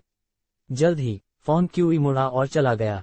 ऐसा करने से पहले उन्होंने धीरे से कहा, सुश्री नलन, भोजन और शराब बहुत स्वादिष्ट थे, इसलिए मुझे परखने के लिए मैं तुम्हें माफ कर दूंगा। अगली बार परिणाम इतने गंभीर हो सकते हैं कि आप उन्हें झेल नहीं पाएंगे। फिर वह अपनी सीट से उठे और एक दस्तावेज लिया और फिर मेज पर कुछ क्रिस्टल रख दिए। आपको बाकी सामान लौटा देना चाहिए। मैं पड़ोसियों को भगाना नहीं चाहता, सिर्फ इसलिए कि मैं एक बड़ा इंटरनेट कैफे खोल सकूं। उसने अपने हाथ में दस्तावेज लहराया और कहा, मुझे चाबियां देना याद रखना। उसके पीछे वाले साधक ने उसे अवश्य ही कोई शक्तिशाली सुरक्षात्मक आध्यात्मिक कलाकृति दी होगी। नालन मिंगक्स्यू की अभिव्यक्ति जम गई। वह सामान्य लोगों की तुलना में अधिक तार्किक थी, इसलिए वह जल्दी से शांत हो गई क्योंकि उसे विश्वास नहीं था कि फोन क्यू इतना शक्तिशाली था। ऐसा कोई तरीका नहीं था कि एक 16 वर्षीय युवक इतना शक्तिशाली हो सकता है जल्दी। मुझे लगता है कि मैंने ये कम करके आंका कि वह व्यक्ति उसे कितना महत्व देता है। रुको, फैन क्यू के जाने से ठीक पहले नालन मिंगक्स्यू ने पुकारा। फोन क्यू दरवाजे के पास रुक गया। वह नलन मिंगक्स्यू की ओर देखने के लिए मुड़ा, जिसने जल्दी से अपनी आंखों में सदमे को छुपा लिया। उसने व्यंग्य किया, क्या तुम चाहते हो कि मैं रुकूं? नालन मिंगक्स्यू धीरे धीरे शांत हो गई। अगर मैं अभी आपके साथ चलूं तो सीटें तो मिल जाएंगी ना? श्रीमान फैंग, नालन मिंगक्स्यू ने अपने कप में नाशपाती ब्लॉसम वाइन खत्म की और कहा, भले ही हम सौदा नहीं कर सकते, मैं आपकी दुकान पर जाना जारी रख सकता हूं, है ना? बिल्कुल, मुझे मिस्टर कहना बंद करो। हालांकि फैंग क्यू ने कहा, यह अजीब लगता है। ठीक है सर, मैंने लिंग्यून अकादमी में अपने दोस्त को ये कहते सुना कि हुआंग हाउस में आज सुबह की कक्षा है। फोन क्यू को अचानक याद आया कि वांग ताई ने उसे कल क्या बताया था। तुम नहीं जा रहे हो आज? नालन मिंगक्स्यू मुस्कुराया, मैं कक्षा छोड़ने जा रहा हूँ। उद्धरण चिन्ह प्रश्नवाचक चिन्ह उद्धरण चिन्ह। फोन क्यूई किसी ऐसे व्यक्ति से मिले जो पागल था, फिर भी सोन किंग फैंग की तुलना में अधिक शांत था। यदि आपको कोई त्रुटि मिलती है, टूटी हुई लिंक, गैर मानक सामग्री आदि, तो कृपया हमें बताएं ताकि हम इसे जल्द से जल्द ठीक कर सकें। ब्लैकटेक इंटरनेट कैफे सिस्टम अध्याय 34 युआन नदी क्षेत्र कल्टीवेटर। क्या आप बिजली का झटका लगना पसंद करेंगे? पांडा उपन्यास सॉन किंगफेंग और अन्य लोगों की कक्षा थी, इसलिए वे आज सुबह नहीं आए। हालांकि फोन क्यू ने अपनी दुकान जल्दी नहीं खोली, लेकिन पहले की तुलना में उसकी दुकान के बाहर बहुत अधिक लोग इंतजार नहीं कर रहे थे। हालांकि जब लियांग शी, ब्लैकी, वू शान और अन्य लोगों ने फोन क्यू को नालन मिंगक्स्यू और लैन यान के साथ चलते देखा तो उनके दिमाग तुरंत काम करने लगे। क्या हो रहा है? यह नहीं हो सकता। सर, आपने हमें निराश किया है। सर, आप। उन्होंने फोन क्यू और नालन मिंगक्स्यू की ओर इशारा करने से पहले एक दूसरे को देखा। ये तथ्य कि फोन क्यू और नलान मिंगक्स्यू सुबह एक साथ आए थे, कल्पना के लिए बहुत कुछ छोड़ गया। अरे यार, पागल हो क्या? मैं तो बस नाश्ते के लिए बाहर गई थी, तुम लोग इसे इतना बड़ा मुद्दा क्यों बना रहे हो? फैंकी ने उनकी तरफ देखा। तुम इतने बूढ़े हो गए हो कि हर सुबह बाहर कंप्यूटर पर खेलने के लिए इंतजार नहीं कर सकते। क्या तुम लोग प्राथमिक स्कूल के छात्र हो? तुम नाश्ते के लिए बाहर गए थे। ब्लैकी राहत में हंसा। सर, प्राथमिक विद्यालय का छात्र क्या होता है? लियांग शी ने असमंजस में अपना सिर रगड़ा। वे एक विशाल और भयावह समूह हैं। बाकी लोग अभी भी उलझन में दिख रहे थे। क्या वे ज़ॉम्बी से भी ज्यादा डरावने हैं? लैन यान ने मासूमियत से पूछा। कुछ हद तक वे ज़ॉम्बी से भी अधिक डरावने हैं, फोन क्यू ने गंभीरता से कहा। मुझे नहीं पता था कि ऐसा कुछ होता है। जब वह सोच रही थी कि प्राथमिक स्कूल के बच्चे कितने डरावने होते हैं, तो उसे अचानक कुछ एहसास हुआ। रुको, और कोई सीट नहीं है। जाहिर है, सारी सीटें भर चुकी थीं। लियांग शी के कई योद्धा दोस्त थे जो धीरे धीरे उसके साथ जुड़ने लगे, जिससे एक ऐसा खिलाड़ी समूह बन गया जिसकी कोई तुलना नहीं की जा सकती थी। सुबह 10 से ज्यादा लोग आए थे। फैंग क्यू ने लैन यान द्वारा दी गई चाबियों से पड़ोस की दुकान का ताला खोला। ये स्थान पहले एक लोहार की दुकान हुआ करता था और फोन क्यू के अनुमान से कहीं अधिक बड़ा था। ये काफी समय से खाली था, इसलिए हर जगह धूल थी। फोन क्यू ने कचरा फेंक दिया और जगह को साफ करना शुरू कर दिया। नालन मिंगक्स्यू वास्तव में लिंग्यून अकादमी की एक प्रतिभाशाली छात्रा थी, यहाँ तक कि उसकी गेमिंग कौशल भी अन्य छात्रों से बेहतर थी। जब वह गलियारे से गुजर रही थी तो उसके हाथ में एक खंजर था। ये स्पष्ट था कि कल के बाद वह खेल की आदी हो गई थी। उसने हवेली के हर कोने को व्यवस्थित ढंग से खोजा ताकि कोई भी विवरण या वस्तु छूट न जाए। नालन परिवार की बेटी होने के नाते वह अपने रिश्तेदारों के बीच लड़ाई और एक दूसरे से छल कपट देखने की आदी थी। हालांकि ये पहली बार था जब उसने खुद ऐसी खतरनाक स्थिति का अनुभव किया था। जाल से भरी इस हवेली ने उसे निराशा और मृत्यु का प्रत्यक्ष अनुभव कराया। हवेली में जाल कुछ ऐसा था जिसे वास्तविक जीवन में अनुभव नहीं किया जा सकता था। कल उसके चरित्र की मृत्यु इस तथ्य के कारण हुई कि वह खेल को नहीं समझ पाई थी, लेकिन उसके जैसी होशियार लड़की के लिए एक बार मरना ही सबसे बड़ी बात थी। ये पहली बार था जब उसने खेल के आकर्षण का अनुभव किया। वह लगातार अपने परिवार के पहरेदारों द्वारा सुरक्षित थी, इसलिए उसे कभी भी वास्तविक खतरे का सामना नहीं करना पड़ा। इसलिए उसे कभी भी युद्ध में निर्णय लेने का मौका नहीं मिला। वो तो ये नहीं चाहती थी। किसी और किरदार को निभाना और बिना किसी की सुरक्षा के दूसरी दुनिया में रोमांच तलाशना उसे एक ऐसा रोमांच दे रहा था जो उसने पहले कभी महसूस नहीं किया था। खासकर तब से जब उसे ऐसा लग रहा था जैसे हर कोने में मौत मंडरा रही हो। उसे ऐसा लग रहा था जैसे उसने किसी दूसरी दुनिया का दरवाजा खोल दिया हो। खंजर उसकी उंगलियों के सिरे पर चांदी की तितली की तरह नाच रहा था। अन्य लोग बता सकते थे कि उसका मूड सामान्य से अलग था। वह सचमुच बहुत अच्छी है। बहुत समय हो गया, लेकिन वह अभी तक नहीं मरी है ना? ये रहस्य उसके लिए सचमुच आसान लगता है। मैंने सुना है कि उसने कल खेलना शुरू किया था, लेकिन वह लगभग आधा खेल चुकी है। वह सोन किंगफेंग को पकड़ रही है। वाह, ये वास्तव में तेज है। जल्दी से कंप्यूटर का इंतजार कर रहे खिलाड़ियों का एक समूह उसके पीछे खड़ा था, उसका खेल देख रहा था। अरे, बुरा नहीं है। फैंग क्यू अपनी दुकान पर वापस आया और नालन मिंगक्स्यू की ओर देखा। आप प्लांट लैब में पहले ही पास हो चुके हैं। बिल्कुल, लैन यान ने गर्व से कहा। ऐसा कुछ सुश्री के लिए कोई चुनौती नहीं है। नालान। अचानक सफेद शर्ट और पीले वस्त्र पहने हुए साधकों का एक समूह फांकी की दुकान के बाहर दिखाई दिया। जियाओ युल एक अन्य थोड़े मोटे मध्यम आयु वर्ग के व्यक्ति के साथ सबसे आगे चल रहा था, जिसने सोने का लबादा पहना हुआ था। इस अधेड़ उम्र के व्यक्ति की आंखें सिकुड़कर एक रेखा में सिमट गईं, लेकिन वह उसकी बर्फीली निगाह को छिपा नहीं सकी। उसने अपने हाथ पीठ के पीछे रख लिए और प्रत्येक कदम धीरे धीरे उठाया। फिर भी उसके पीछे के साधकों को पीछे न छूटने के लिए दौड़ना पड़ा। जल्द ही वे दरवाजे के बाहर पहुंच गए। मध्यम आयु वर्ग के व्यक्ति ने साइन पर नजर डाली और पूछा, युल, क्या ये वही दुकान है जिसने कल तुम तीनों को बाहर निकालने के लिए बिजली की तकनीक का इस्तेमाल किया था? ये वही है। जियो युल्व खुश दिखे। इस मध्यम आयु वर्ग के व्यक्ति का नाम जू फुवेई था। हालांकि वे एक ही पीढ़ी के थे। शू फुवेई ने पहले साधना की थी और युआन नदी क्षेत्र के स्तर 1 तक पहुंच चुके थे। इसके अलावा वे लियुन दाओवादी महल में प्रधानमंत्री थे, जो वुवेई दाओवादी गठबंधन का एक हिस्सा था। उसके पास कई शक्तिशाली आध्यात्मिक कलाकृतियां थीं। यहां तक कि महापौर को भी उसके प्रति सम्मान रखना पड़ता था। एक छोटी सी दुकान की तो बात ही छोड़ दीजिए। उसने अपनी भूरी जेब से एक हल्का नीला मोती निकाला और कहा, छिपा हुआ साधक इस दुकान में बिजली गिराने की तकनीक में माहिर है, लेकिन मेरे पास बिजली भगाने वाला एक मनका है। मुझे यकीन नहीं हो रहा कि एक आम आदमी की हिम्मत आपको सिर्फ इसलिए धमकाने की है क्योंकि एक साधक उसका साथ दे रहा है। एक बार जब मैं उसे पकड़ लूंगा तो आप उसके साथ जो चाहें कर सकते हैं। ठीक है, जियाओ युल्व ने थूकते हुए कहा, मैं उसे उसके किए की सजा दिलवाऊंगा। फिर जियाओ युल्व ने मुड़कर लियुन दाओइस्ट पैलेस के दर्जन भर साधकों से कहा, जूनियर ब्रदर्स, दरवाजे की रखवाली करो, उसे भागने मत दो। फैंग क्यू ने जल्दी से अपनी दुकान के बाहर शोर पर ध्यान दिया। उन्होंने देखा कि एक छोटा और गोलमटोल किसान शियाओ युल्व तथा कुछ अन्य किसानों के साथ अंदर आया, जिन्होंने सफेद शर्ट और पीले वस्त्र पहने हुए थे। गोलमटोल किसान ने कमरे में चारों ओर नजर दौड़ाए और पूछा, मालिक कौन है? फॉन्ग क्यू ने अपनी बाहें उठाईं और जियाओ युल्व की ओर देखा, जो गोलमटोल किसान के पीछे खड़ा था। तुम फिर से परेशानी खड़ी करने आए हो? फिर से? इंटरनेट कैफे में मौजूद सभी ग्राहक दरवाजे की ओर देखने लगे। दुकान के अंदर और बाहर इतने सारे किसानों को देखकर वे चौंक गए। यहाँ इतने सारे किसान हैं। साधक, आम योद्धाओं के लिए एक साधक को देखना दुर्लभ था, इतने सारे साधकों को तो छोड़ ही दीजिए। क्या मालिक मुसीबत में पड़ जाएगा? लियांग शी ने थोड़ा चिंतित होकर पूछा। उसने लियुन दाओइस्ट पैलेस से जू फुवेई को बुलाया। सॉन्ग किंगफेंग की अभिव्यक्ति गंभीर थी। ये वाकई परेशानी वाली बात है। जू फुवेई, क्या वह कोई प्रसिद्ध साधक है? ली कुवान ने उलझन में पूछा। वह लियुन दाओवादी महल के प्रधानमंत्री और युआन नदी क्षेत्र के साधक हैं। तुम क्या सोचते हो? युआन नदी क्षेत्र? ये शब्द सुनकर दुकान में मौजूद सभी लोग चौंक गए। युआन नदी क्षेत्र के साधक कागज पर मास्टर योद्धाओं के समकक्ष थे। हालांकि उनकी वास्तविक शक्तियों की तुलना पैतृक योद्धाओं से की जा सकती है, यदि अधिक शक्तिशाली नहीं। इसके कारण जो योद्धा अभी तक पैतृक योद्धा क्षेत्र में नहीं थे, उनकी स्थिति साधकों की तुलना में काफी कम थी। उन्होंने कहा, सबसे अच्छा होगा कि वे उसे सबक सिखा सकें, फिर सुश्री नालन आगे बढ़ने में सक्षम होगा। लैन यान ने बुरी तरह से कल्पना की। जियाओ युल्व जोर से हंसा। आज वरिष्ठ भाई जू तुम्हारी बिजली तकनीक का मुकाबला करने के लिए अपना बिजली विकर्षक मनका लेकर आए हैं। देखते हैं आज तुम कितने घमंडी हो। फिर उसने अपने पीछे खड़े 6 साधकों से कहा, इसे पीट दो। उपद्रवियों का पता चल गया है। बिजली की सजा सक्रिय। जियो युल्व के बगल में बैठे साधकों ने मुश्किल से ही अपनी आध्यात्मिक ज्योति उत्सर्जित की थी कि उनकी आंखों के सामने एक श्वेत प्रकाश चमक उठा।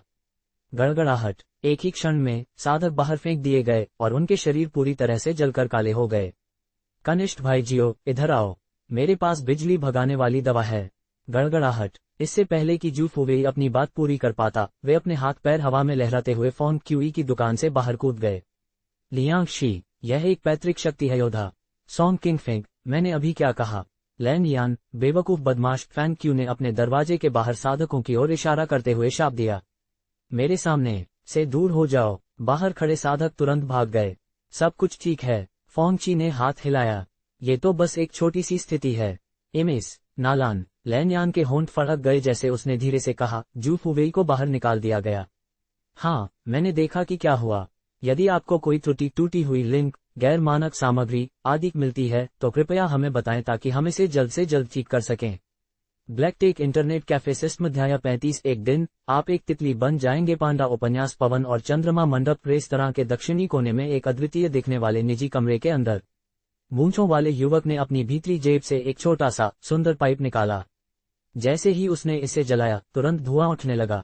वह उसे चूसता रहा और खिड़की से बाहर देखने लगा। उसके सामने एक युवक बैठा था जो हल्के नीले रंग का लबादा पहने हुए था।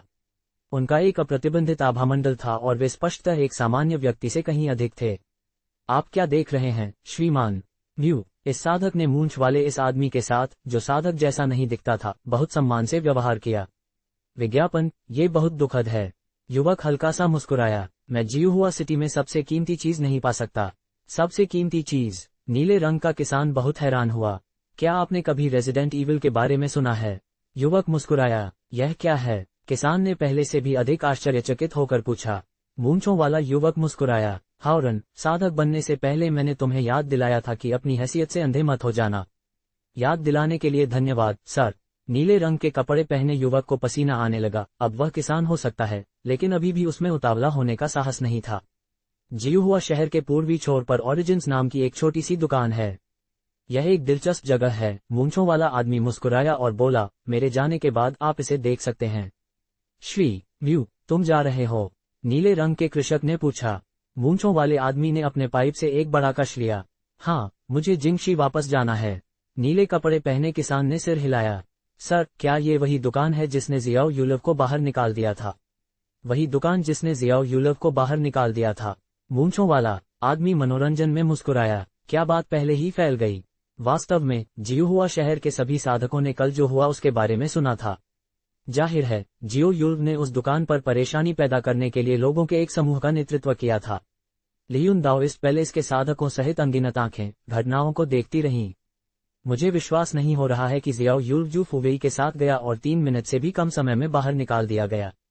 वे बहुत बेकार हैं। एक मोटा आदमी, जो नीले रंग का बागे पहने हुए था, पवन और चंद्रमा मंडप में अन्य लोगों के साथ चर्चा कर रहा था कि क्या हुआ था। जू फुवेई अपना बिजली विकर्षक मन का लाया था, लेकिन मैंने सुना है कि यह भी काम नहीं करता। काले कपड़े पहने एक युवक ने पूछा, एक आम आदमी की मनोरंजन की दुकान इतनी शक्तिशाली कैसे हो सकती है? मनोरंजन? नीले कपड़े पहने मोटे आदमी ने उत्सुकता से पूछा। मुझे लगा कि वे उपन्यास बेचते हैं। जाहिर है, यह उपन्यास सेलेस्टियल वॉरियर से भी बेहतर है। मुझे लगता है कि इसका नाम रेजिडेंट ईविल है। ऊबकर उसने हवा में हाथ लहराया। हमारे जैसे पुरुष ऐसी चीजें नहीं पढ़ते। जियाओ यूलव संभवतः एकमात्र व्यक्ति है जो चीजों की जांच करने के लिए उत्सुक है। हमें नहीं पता, काले कपड़े पहने युवक ने कहा, लेकिन मुझे ये देखना है कि उस छोटी सी दुकान में किस तरह का व्यक्ति छिपा है। क्या हमें भी जाकर देखना चाहिए? क्यों देखना चाहिए? मैंने सुना है कि बहुत सारे लोग बाहर इंतजार कर रहे हैं। कल जियाओ यूल्व को परेशानी पैदा करने के कारण बाहर निकाल दिया गया। क्या हम भी परेशानी पैदा करने जा रहे हैं? मोटे आदमी ने असहाय और गुस्से से कहा।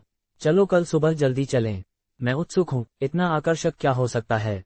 काले कपड़े पहने युवक ने मेज थपथपाए। सोंग किंगफेंग, जू जिक्सन और वांग ताई जैसे लोगों ने देखा कि कैसे फोन क्यूई ने स्तर पार किया, विशेष रूप से खेल का दूसरा भाग। उन्होंने कुछ जाल और रहस्यों को सुझाने का तरीका याद कर लिया। इसलिए उन्होंने खेल का दूसरा भाग अन्य खिलाड़ियों की तुलना में अधिक तेजी से खेला। सोंग किंगफेंग जानता था कि उसे खेल खेलने पर ध्यान केंद्रित करना चाहिए क्योंकि वह इसे पास करने वाला था। खेल को पास करना एक बहुत ही रोमांचक क्षण था।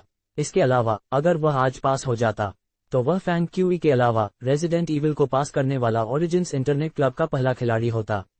वह सभी को पीछे छोड़ देगा, यहां तक कि नालन मिंगक्स्यू, शी क्यूई और जू जिक्सन को भी। ये सोचकर वह अविश्वसनीय रूप से उत्साहित हो गया। वास्तव में सोंग किंगफेंग खेल में अच्छा था। चाहे वह खंजर से शिकारियों को मारना हो या बॉस के खिलाफ लड़ना हो, उसकी गतिविधियां बहुत तेज हो गई थीं। इससे ये सिद्ध हो गया कि उसके युद्ध कौशल में कितनी वृद्धि हुई थी। एक योद्धा के रूप में उसने देखा कि उसके नए युद्ध कौशल कितने कुशल थे। अगर वो असल जिंदगी में अपने मार्शल आर्ट हुनर के साथ इन्हें मिला सके तो उसकी युद्ध क्षमता में जबरदस्त सुधार होगा। नालान मिंगज्यू ने तो अभी शुरुआत ही की है। सोंग किंगफेंग की आंखों में एक चमक सी आ गई जब उसने सोचा, इस बार मैं उससे आगे निकलने में सक्षम हो सकता हूँ। सोंग किंगफेंग और जू जिक्सन ने एक ही समय में शिकारियों का सामना किया, लेकिन बाद वाला कम अनुभवी था।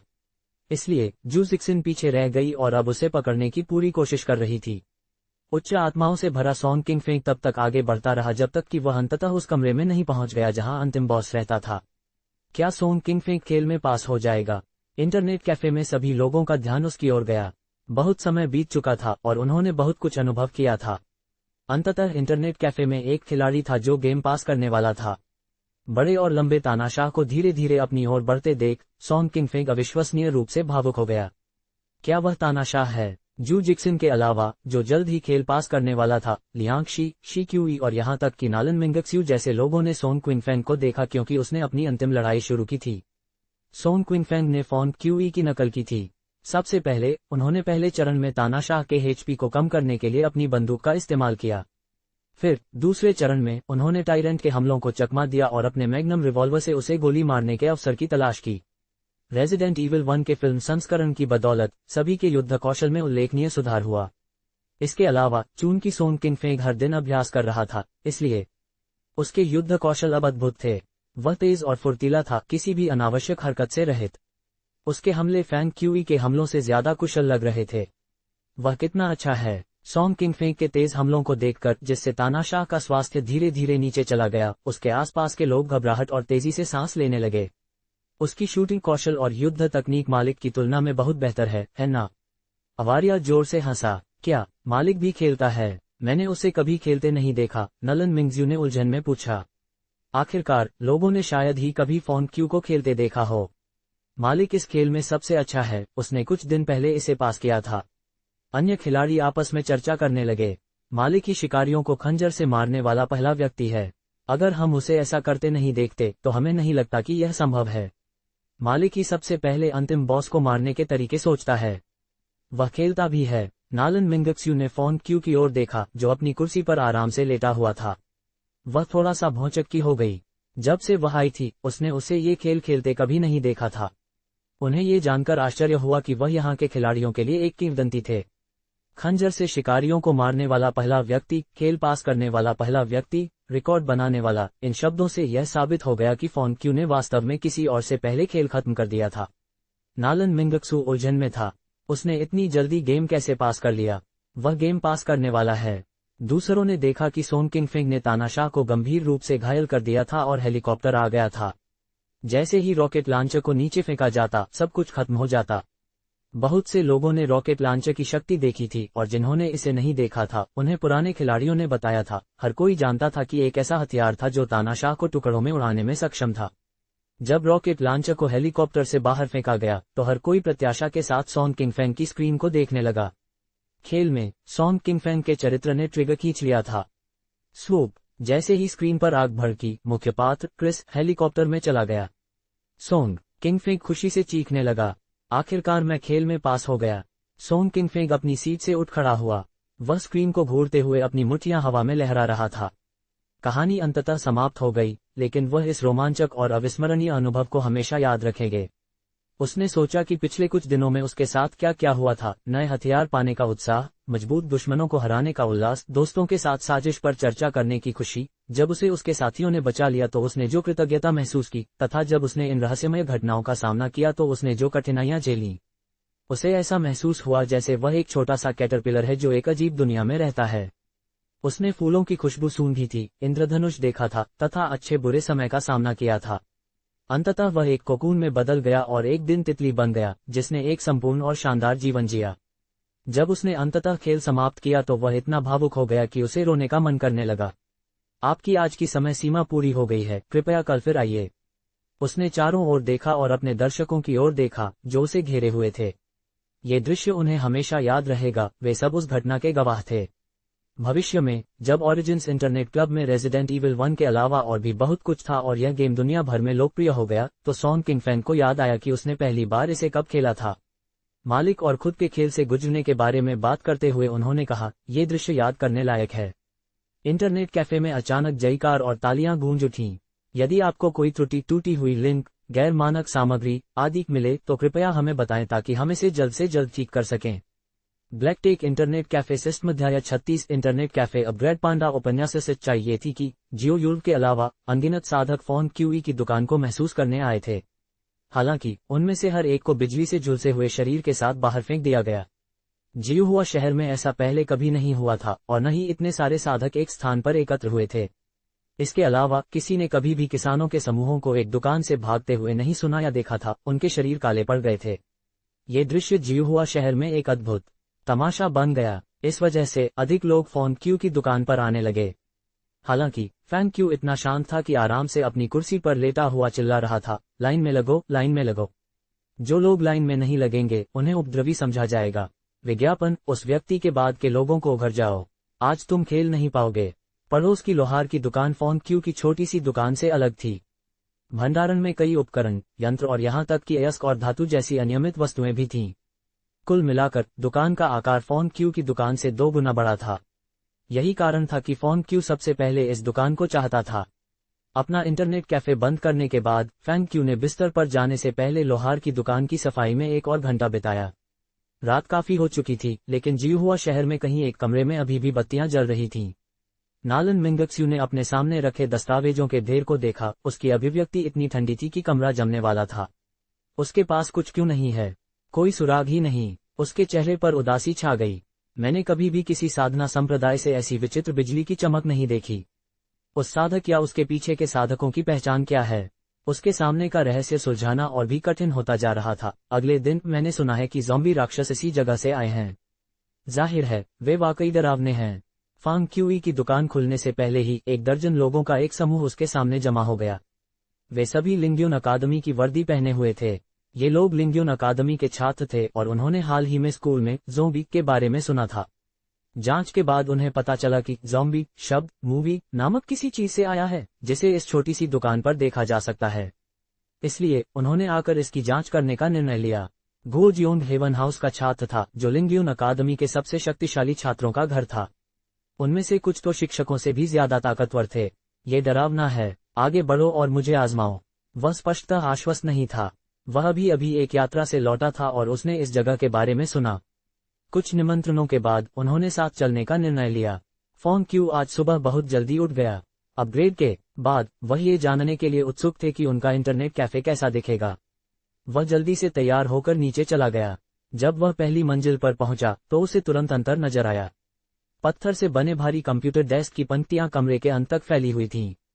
दरवाजे के पास एक विशाल रिसेप्शन डेस्क था और उस डेस्क के पीछे उसका छोटा सा ब्लैकबोर्ड था। अंदर आते ही हर कोई ब्लैकबोर्ड पर दी गई जानकारी देख सकेगा। रिसेप्शन डेस्क इंटरनेट कैफे के बिल्कुल बाईं ओर था। बाईं दीवार पर अलमारियां और कुछ चीजें थीं जिनसे फॉन्ग क्यू परिचित था। क्या वह फ्रिज है? व्यवस्था और सजावट आकर्षक नहीं थी। लकड़ी और पत्थर के संयोजन ने इस जगह को एक प्राकृतिक और साधारण एहसास दिया। सड़क की ओर वाली दीवार कांच की बनी थी। अगर फॉन्ग क्यू ने पर्दे खोल दिए तो बाहर के लोग अंदर चल रही हर चीज को देख पाएंगे। दुकान बंद थी। छत पर एक वैंट था जिससे ताजी हवा का प्रवाह सुनिश्चित होता था। अधिकांश समय पर्दे नीचे ही रहते थे। इंटरनेट कैफे बहुत अधिक चमकदार नहीं हो सकते, अन्यथा स्क्रीन प्रकाश को प्रतिबिंबित करेगी। प्रकाश का स्रोत मुख्यतः छत पर लगी गोल मणि जैसी रोशनियां थीं। रोशनी आंखों के लिए कोमल और सौम्य थी। पूरा इंटरनेट कैफे प्राचीन लग रहा था, लेकिन डिजाइन और संरचना आधुनिक थी। कुल मिलाकर इस दुकान की विशेषताएं दुनिया की अन्य सभी दुकानों से अलग थीं। फॉन्ग क्यू ने अपने दरवाजे के बाहर और फिर अपने इंटरनेट कैफे की ओर देखा। उसकी दुकान के अंदर का दृश्य बाहर से बिल्कुल अलग दुनिया जैसा लगता था। रंगीन कांच सस्ता नहीं था, लेकिन ये कोई दुर्लभ वस्तु भी नहीं थी। यहाँ तक कि वांग ताई के परिवार के रेस्तरां की खिड़कियां भी इसी सामग्री से बनाई गई थीं। हालांकि ये दुनिया में पहली बार था कि किसी दुकान ने पूरी दीवार रंगीन कांच से बनाई हो। फॉन्ग क्यू ने गिनती की कुल 52 कंप्यूटर थे। ये स्पष्ट था कि यह वह अधिकतम था जो उसकी प्रणाली उसे दे सकती थी। बाकी जगह पर सीटें थीं जिससे प्रतीक्षा कर रहे संभावित ग्राहकों को आराम करने की जगह मिल सके। लिंग्यून अकादमी के छात्रों ने ध्यानपूर्वक कांच की दीवार पर दस्तक दी। क्या मालिक को डर नहीं है कि कोई गलती से शीशा तोड़ देगा? अचानक दरवाजे खुल गए। सुबह के 7:30 बज रहे थे। जब भी उसके इंटरनेट कैफे में कोई नई चीज आती तो फैंग क्यू सहज रूप से पहले उठ जाता। आज भी स्थिति कुछ अलग नहीं थी। अब उनके पास 52 कंप्यूटर थे। चूंकि सीमित सीटों के कारण बहुत से लोग वापस लौट गए थे, इसलिए उन्होंने अनुमान लगाया कि आज काफी ग्राहक होंगे। यदि आज उसके पास कल जितने ग्राहक होते तो शायद वह अपना काम पूरा कर पाता। अपनी दुकान के सामने लोगों का समूह देखकर वह आश्चर्यचकित रह गया। आप निश्चित रूप से जल्दी आ गए हैं। आप इस दुकान के मालिक हैं। गो जियोंग अंदर आया और चारों ओर देखा। उसने देखा कि दुकान के अंदर अंधेरा था, इसलिए उसने सावधानी से अपनी पीठ पर रखी लंबी तलवार का हैंडल पकड़ लिया। क्या यहाँ सचमुच राक्षस हैं? सर, एक लंबे चेहरे वाले युवक ने पूछा, क्या आपके पास रेजिडेंट ईविल है? हाँ, है। फैंग क्यू ने छोटे ब्लैकबोर्ड की ओर इशारा किया। फिल्म के लिए 3 क्रिस्टल और गेम के लिए 5 क्रिस्टल हैं। इसके अलावा कंप्यूटर का उपयोग करने के लिए प्रति घंटे 2 क्रिस्टल का खर्च आता है। ये बहुत महंगा है। लंबे चेहरे वाला युवक अवाक रह गया। क्या ऐसा है? फॉन्ग क्यू ने अपने प्रश्न के साथ उत्तर दिया। छोड़ो भी। इस युवक ने मेज पर 5 क्रिस्टल रखे और कहा, पहले मुझे सबसे सस्ता वाला आजमाने दो। जल्द ही फैंग क्यू की मदद से उन्होंने रेजिडेंट ईविल 1 का मूवी संस्करण देखना शुरू कर दिया। ये वास्तव में अजीब है। गो जियोंग ने बाएं और दाएं देखा। क्या इस चीज के अंदर कुछ है? तुम्हें इसे पहनने की क्या जरूरत है? क्या इसकी कोई कीमत है? बाकी लोगों ने उस युवक को घेर लिया और पूछा, ये कैसा है? क्या तुमने वो ज़ॉम्बी जैसी चीज देखी? क्या राक्षस इन छोटी आंखों वाले मुखौटों में हैं? गो जियोंग ने आश्चर्य से अपनी तलवार निकाल ली। मुझे इन्हें काटने दो। रुको, वरिष्ठ भाई गुओ। उन सभी ने सुना कि जियाओ यूल को कल बाहर निकाल दिया गया था, इसलिए उन्होंने उसे तुरंत रोक दिया। वरिष्ठ भाई गुओ, ऐसा मत करो। गो जियोंग तुरंत उलझन में पड़ गया। क्या तुमने मुझे आकर तुम्हारी मदद करने के लिए नहीं कहा था? तुम मुझे क्यों रोक रहे हो? बाकी छात्र शर्मिंदा दिखे। चीजों को स्पष्ट रूप से न समझा पाना हमारी गलती है। ये कुछ नया है, यह एक उपन्यास है जिसे आप देख सकते हैं। जाहिर है, ये वाकई जादुई है। ज़ॉम्बी उपन्यास के अंदर के राक्षस हैं, हमने तुम्हें हमारे लिए लड़ने के लिए नहीं कहा था। लंबे चेहरे वाला युवक बोला, वह सही कह रहा है, मैंने सुझाव दिया था कि हम वह भयावह उपन्यास देखने चलें। तुम्हारी उम्र क्या है? 3 साल। मैं ऐसा कुछ क्यों देखूंगा? गो जियोंग ने तिरस्कार से कहा। क्या राक्षस किताब से बाहर निकलकर तुम्हें काट लेंगे? जाहिर है वे ऐसा कर सकते हैं। एक अन्य युवक ने रहस्यमय ढंग से कहा। भाइयों, कैसा चल रहा है? यह अद्भुत है। यूकोआई, जो रेजिडेंट ईविल 1 मूवी वर्जन देख रहा था, बोला, मुझे ऐसा लग रहा है जैसे मैं किसी दूसरी दुनिया में हूँ। मैं किसी चीज को छू नहीं सकता, लेकिन मैं ठीक ठीक देख सकता हूँ कि वे क्या कर रहे हैं। ये वाकई देखने लायक उपन्यास है। इसे मूवी कहते हैं। फांकी ने आंखें घुमाई। ठीक है, फिल्म। क्या यह इतना अद्भुत है? गो जियोंग और भी उलझन में पड़ गया। इससे कोई फर्क नहीं पड़ता कि उन्होंने इसे कैसे देखा, ये सिर्फ एक आंख का मुखौटा था। चाहे ये कितना भी अजीब लग रहा हो, पर था तो एक आंख का मुखौटा। और उसे जरा भी अंदाजा नहीं था कि उसके सामने लगी स्क्रीन क्या कर रही है। चलो, कोशिश करते हैं। बाकी लोग अब और इंतजार नहीं कर सकते थे। यूकोआई ने कहा, वरिष्ठ भाई गुओ, जरा कोशिश करके देखो। आज यह मेरे खर्चे पर है। फिर उन्होंने कहा, ये तो कमाल है। मैंने सुना है कि कल लाइन बहुत लंबी थी और कुछ लोग इसे देख भी नहीं पाए। मैं आपसे पैसे नहीं मांग सकता। गो जियोंग हंसा। अगर यह सचमुच इतना जादुई है, तो मैं एक बार तुम बच्चों के साथ पागल हो जाऊंगा और इसे आजमाने के लिए 5 क्रिस्टल का भुगतान करूंगा। भुगतान करने के बाद समूह ने फिल्म देखना शुरू कर दिया। जल्द ही वे शुरुआती दृश्य पर थे। यदि आपको कोई त्रुटि, टूटी हुई लिंक, गैर मानक सामग्री आदि मिलती है, तो कृपया हमें बताएं ताकि हम इसे जल्द से जल्द ठीक कर सकें। ब्लैकटेक इंटरनेट कैफे सिस्टम अध्याय 37 डियाब्लो और विशेष स्प्राइट पांडा उपन्यासास दुकान में काफी लोग आए। वे सभी लिंग्यून अकादमी के छात्र थे जो रेजिडेंट ईविल 1 देखने आए थे। मूवी संस्करण। उलझन में फॉन क्यू ने खुद से कहा, इतने सारे लोग क्यों हैं? तभी फॉन क्यू ने देखा कि उसने अपना काम पूरा कर लिया था। कार्य, रेजिडेंट ईविल 1 के लिए 50 टिकट बेचें। मूवी संस्करण पूरा हुआ। कार्य पुरस्कार, डियाब्लो 2 वर्चुअल रियलिटी रीमेक अधिनियम आई। और अधिनियम 2 उसी समय उन्हें एक नया कार्य मिला। नया कार्य 1, कुल डियाब्लो 2 प्लेटाइम 1000 घंटे तक पहुंचता है। कार्य पुरस्कार, तलवार और परी की कथा। System reward, internet cafe system की आवश्यकताओं को पूरा करता है। विशेष बोनस के रूप में स्प्राइट की 200 बोतलें प्रदान की जाएंगी। नोट, प्रत्येक बोतल की कीमत 3 क्रिस्टल है और प्रत्येक व्यक्ति एक दिन में एक बोतल खरीद सकता है।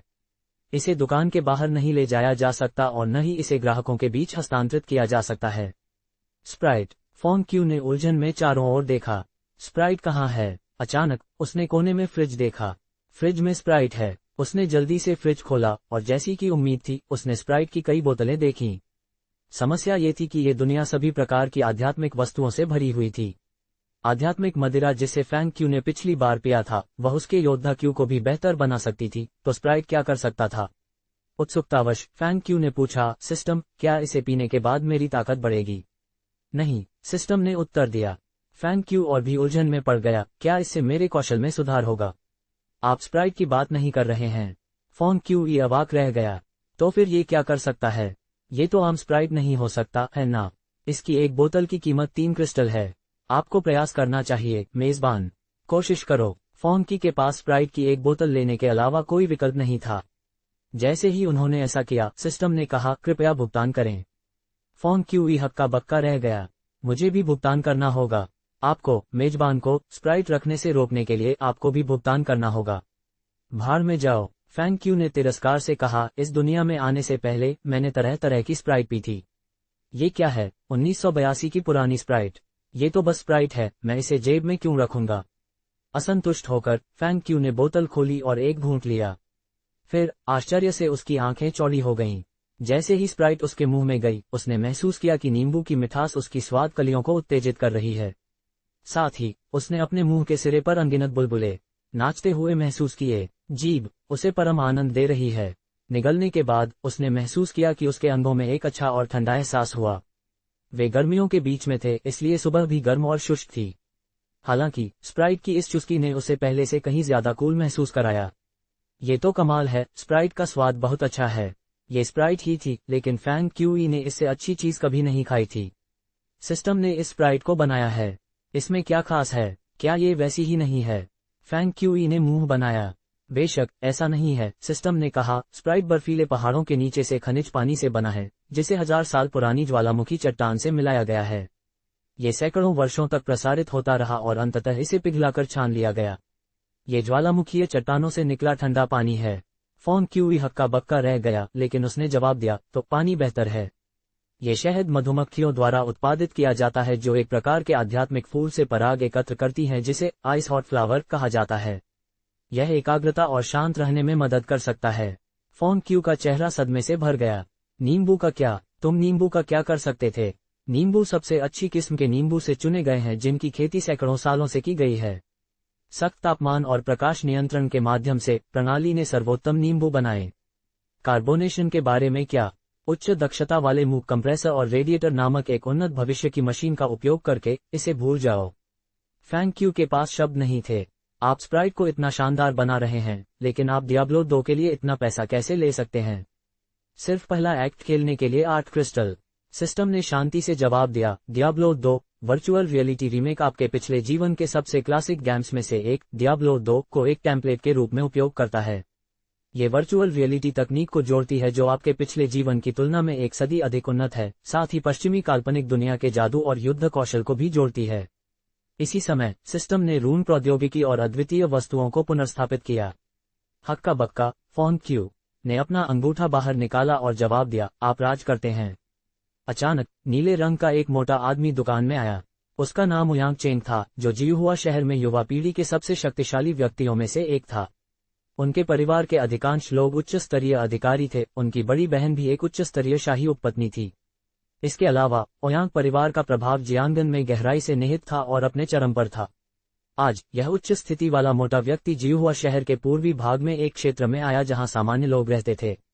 अतीत में ऐसा कुछ अकल्पनीय था, लेकिन अब वह चेहरे पर एक दुखी भाव लिए दुकान में चला गया। एन चेंग और बूचे ने कहा है कि हम आज सुबह यहाँ मिल रहे हैं। मुझे यकीन नहीं हो रहा कि वे मुझे छोड़ देंगे। इस समय फैंग क्यू दरवाजे के पास कंप्यूटर के सामने बैठा था, डियाब्लो 2 खेलने के लिए तैयार। सर, ओयांग चेंग चिल्लाया, मैंने सुना है कि आप यहाँ उपन्यास बेचते हैं। मुझे दिखाइए कि आपके पास क्या है। उपन्यास? फॉन्ग की ने आंखें घुमाई। मैं उपन्यास नहीं बेचता। तो फिर आप क्या बेच रहे हैं? ओयांग चेंग ने अपना हाथ हिलाया। मुझे परवाह नहीं है कि आप क्या बेच रहे हैं, मुझे जो सबसे अच्छा है वह दें। फैंग क्यू ने ब्लैकबोर्ड की ओर इशारा किया। आप खुद ही देख लें। ओयांग चेंग की नजर वहीं पड़ी जहां फॉन्ग क्यू इशारा कर रही थी। Game Diablo 2 virtual reality remake act I 8 crystal. Resident Evil 1 virtual reality remake 5 crystal. Resident Evil 1 movie संस्करण 3 क्रिस्टल। पे स्प्राइट 3 क्रिस्टल। कंप्यूटर उपयोग लागत 2 क्रिस्टल घंटा। यह जरूर महंगा है, ओयांग चेंग ने कहा, लेकिन मुझे महंगी चीजें पसंद हैं। जब तक मैं खुश हूं, इससे कोई फर्क नहीं पड़ता कि वह कितनी महंगी है। आप पहले कौन सी चीज आजमाना चाहेंगे? फांग ची ने पूछा। सबसे महंगा। ओयांग चेंग ने तुरंत डियाब्लो 2 को चुन लिया। उसने ब्लैकबोर्ड की ओर इशारा किया। डियाब्लो नाम तो किसी उपन्यास जैसा लगता है, पर तुमने कहा था ना। पहले मुझे दिखाओ। इस दुकान के उपन्यास बहुत मशहूर हैं। तभी एक युवक जो चांदी का छोटा हेयर पीस पहने हुए था और दूसरा आदमी जो काले रंग का हेयर पीस पहने हुए था, दुकान में आया। स्पष्टतः आप जीवन दृश्य देख सकते हैं। मुझे आश्चर्य है कि क्या अफवाहें वास्तविक हैं। एन चेंग ने कहा, मैंने सुना है कि इस दुकान के पीछे एक शक्तिशाली साधक है। यदि ऐसा है तो यह संभवतः सच है। तुम लोग आखिरकार यहाँ आ गए। ओयांग चेंग ने तुरंत उन दोनों का अभिवादन किया। चलो वो डी समथिंग गेम खेलते हैं। डियाब्लो। फैंग क्यू ने फिर से अपनी आंखें घुमाईं।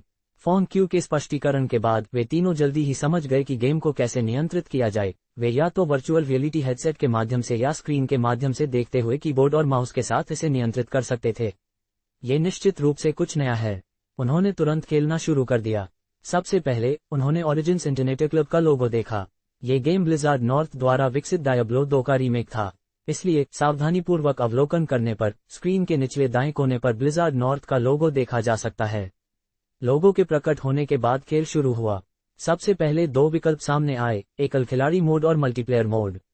उन्होंने उत्सुकता से स्क्रीन की ओर देखा और पूछा, सर, हमें कौन सा चुनना चाहिए? फैंग क्यू ने उत्तर दिया, यदि आप अकेले खेलना चाहते हैं तो एकल खिलाड़ी मोड चुनें। यदि आप एक साथ साहसिक यात्रा पर जाना चाहते हैं तो मल्टीप्लेयर मोड चुनें। दिलचस्प, ये दुकान वाकई अनोखी है। संतुष्ट होकर एन चेंग हंसा। उसने बूशे से कहा, तुम्हारा क्या विचार है? क्या हमें साथ खेलना चाहिए? फैटी से पूछो कि क्या वह हमारे साथ खेलना चाहता है। बूशे ने मल्टीप्लेयर मोड पर क्लिक किया और फैंग क्यू ने उसे कमरा खोलना सिखाया। चलो साथ मिलकर खेलते हैं। जल्द ही बूचे को अपना चरित्र चुनने का मौका मिला।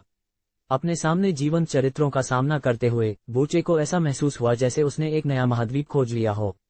ये सच है, ये दुकान जादुई है। उसने खिलाड़ियों के बीच माउस घुमाया और सामने आए पात्रों के विवरण पढ़ने लगा। प्रत्येक विवरण बहुत विस्तार से लिखा गया था। अमेजन केवल महिला खिलाड़ी, महिला योद्धा जो साउथसी के पास मैदानों में घूमती थीं। हत्यारा, मार्शल आर्ट आधारित, उसका शरीर और दृढ़ संकल्प घातक हथियार हैं। पालेडिन, जकारुम चर्च का एक योद्धा जो प्रकाश की महिमा के लिए लड़ रहा है। वह हमेशा युद्ध के लिए तैयार रहता है और उस विश्वास के लिए लड़ेगा जिस पर वह विश्वास करता है। जादूगरनी, वह तात्विक जादू में अच्छी है। आग, बिजली, बर्फ। डेर्यूड, प्रकृति की शक्ति को नियंत्रित करता है। वह बुला सकता है जंगली जानवरों और तूफानों से खुद के साथ लड़ने के लिए।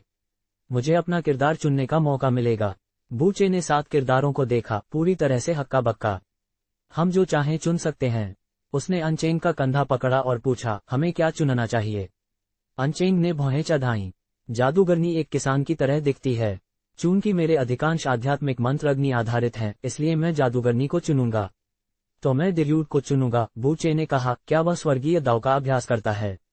वह प्रकृति की शक्तियों को नियंत्रित कर सकता है, इसलिए वह स्पष्ट रूप से शक्तिशाली है।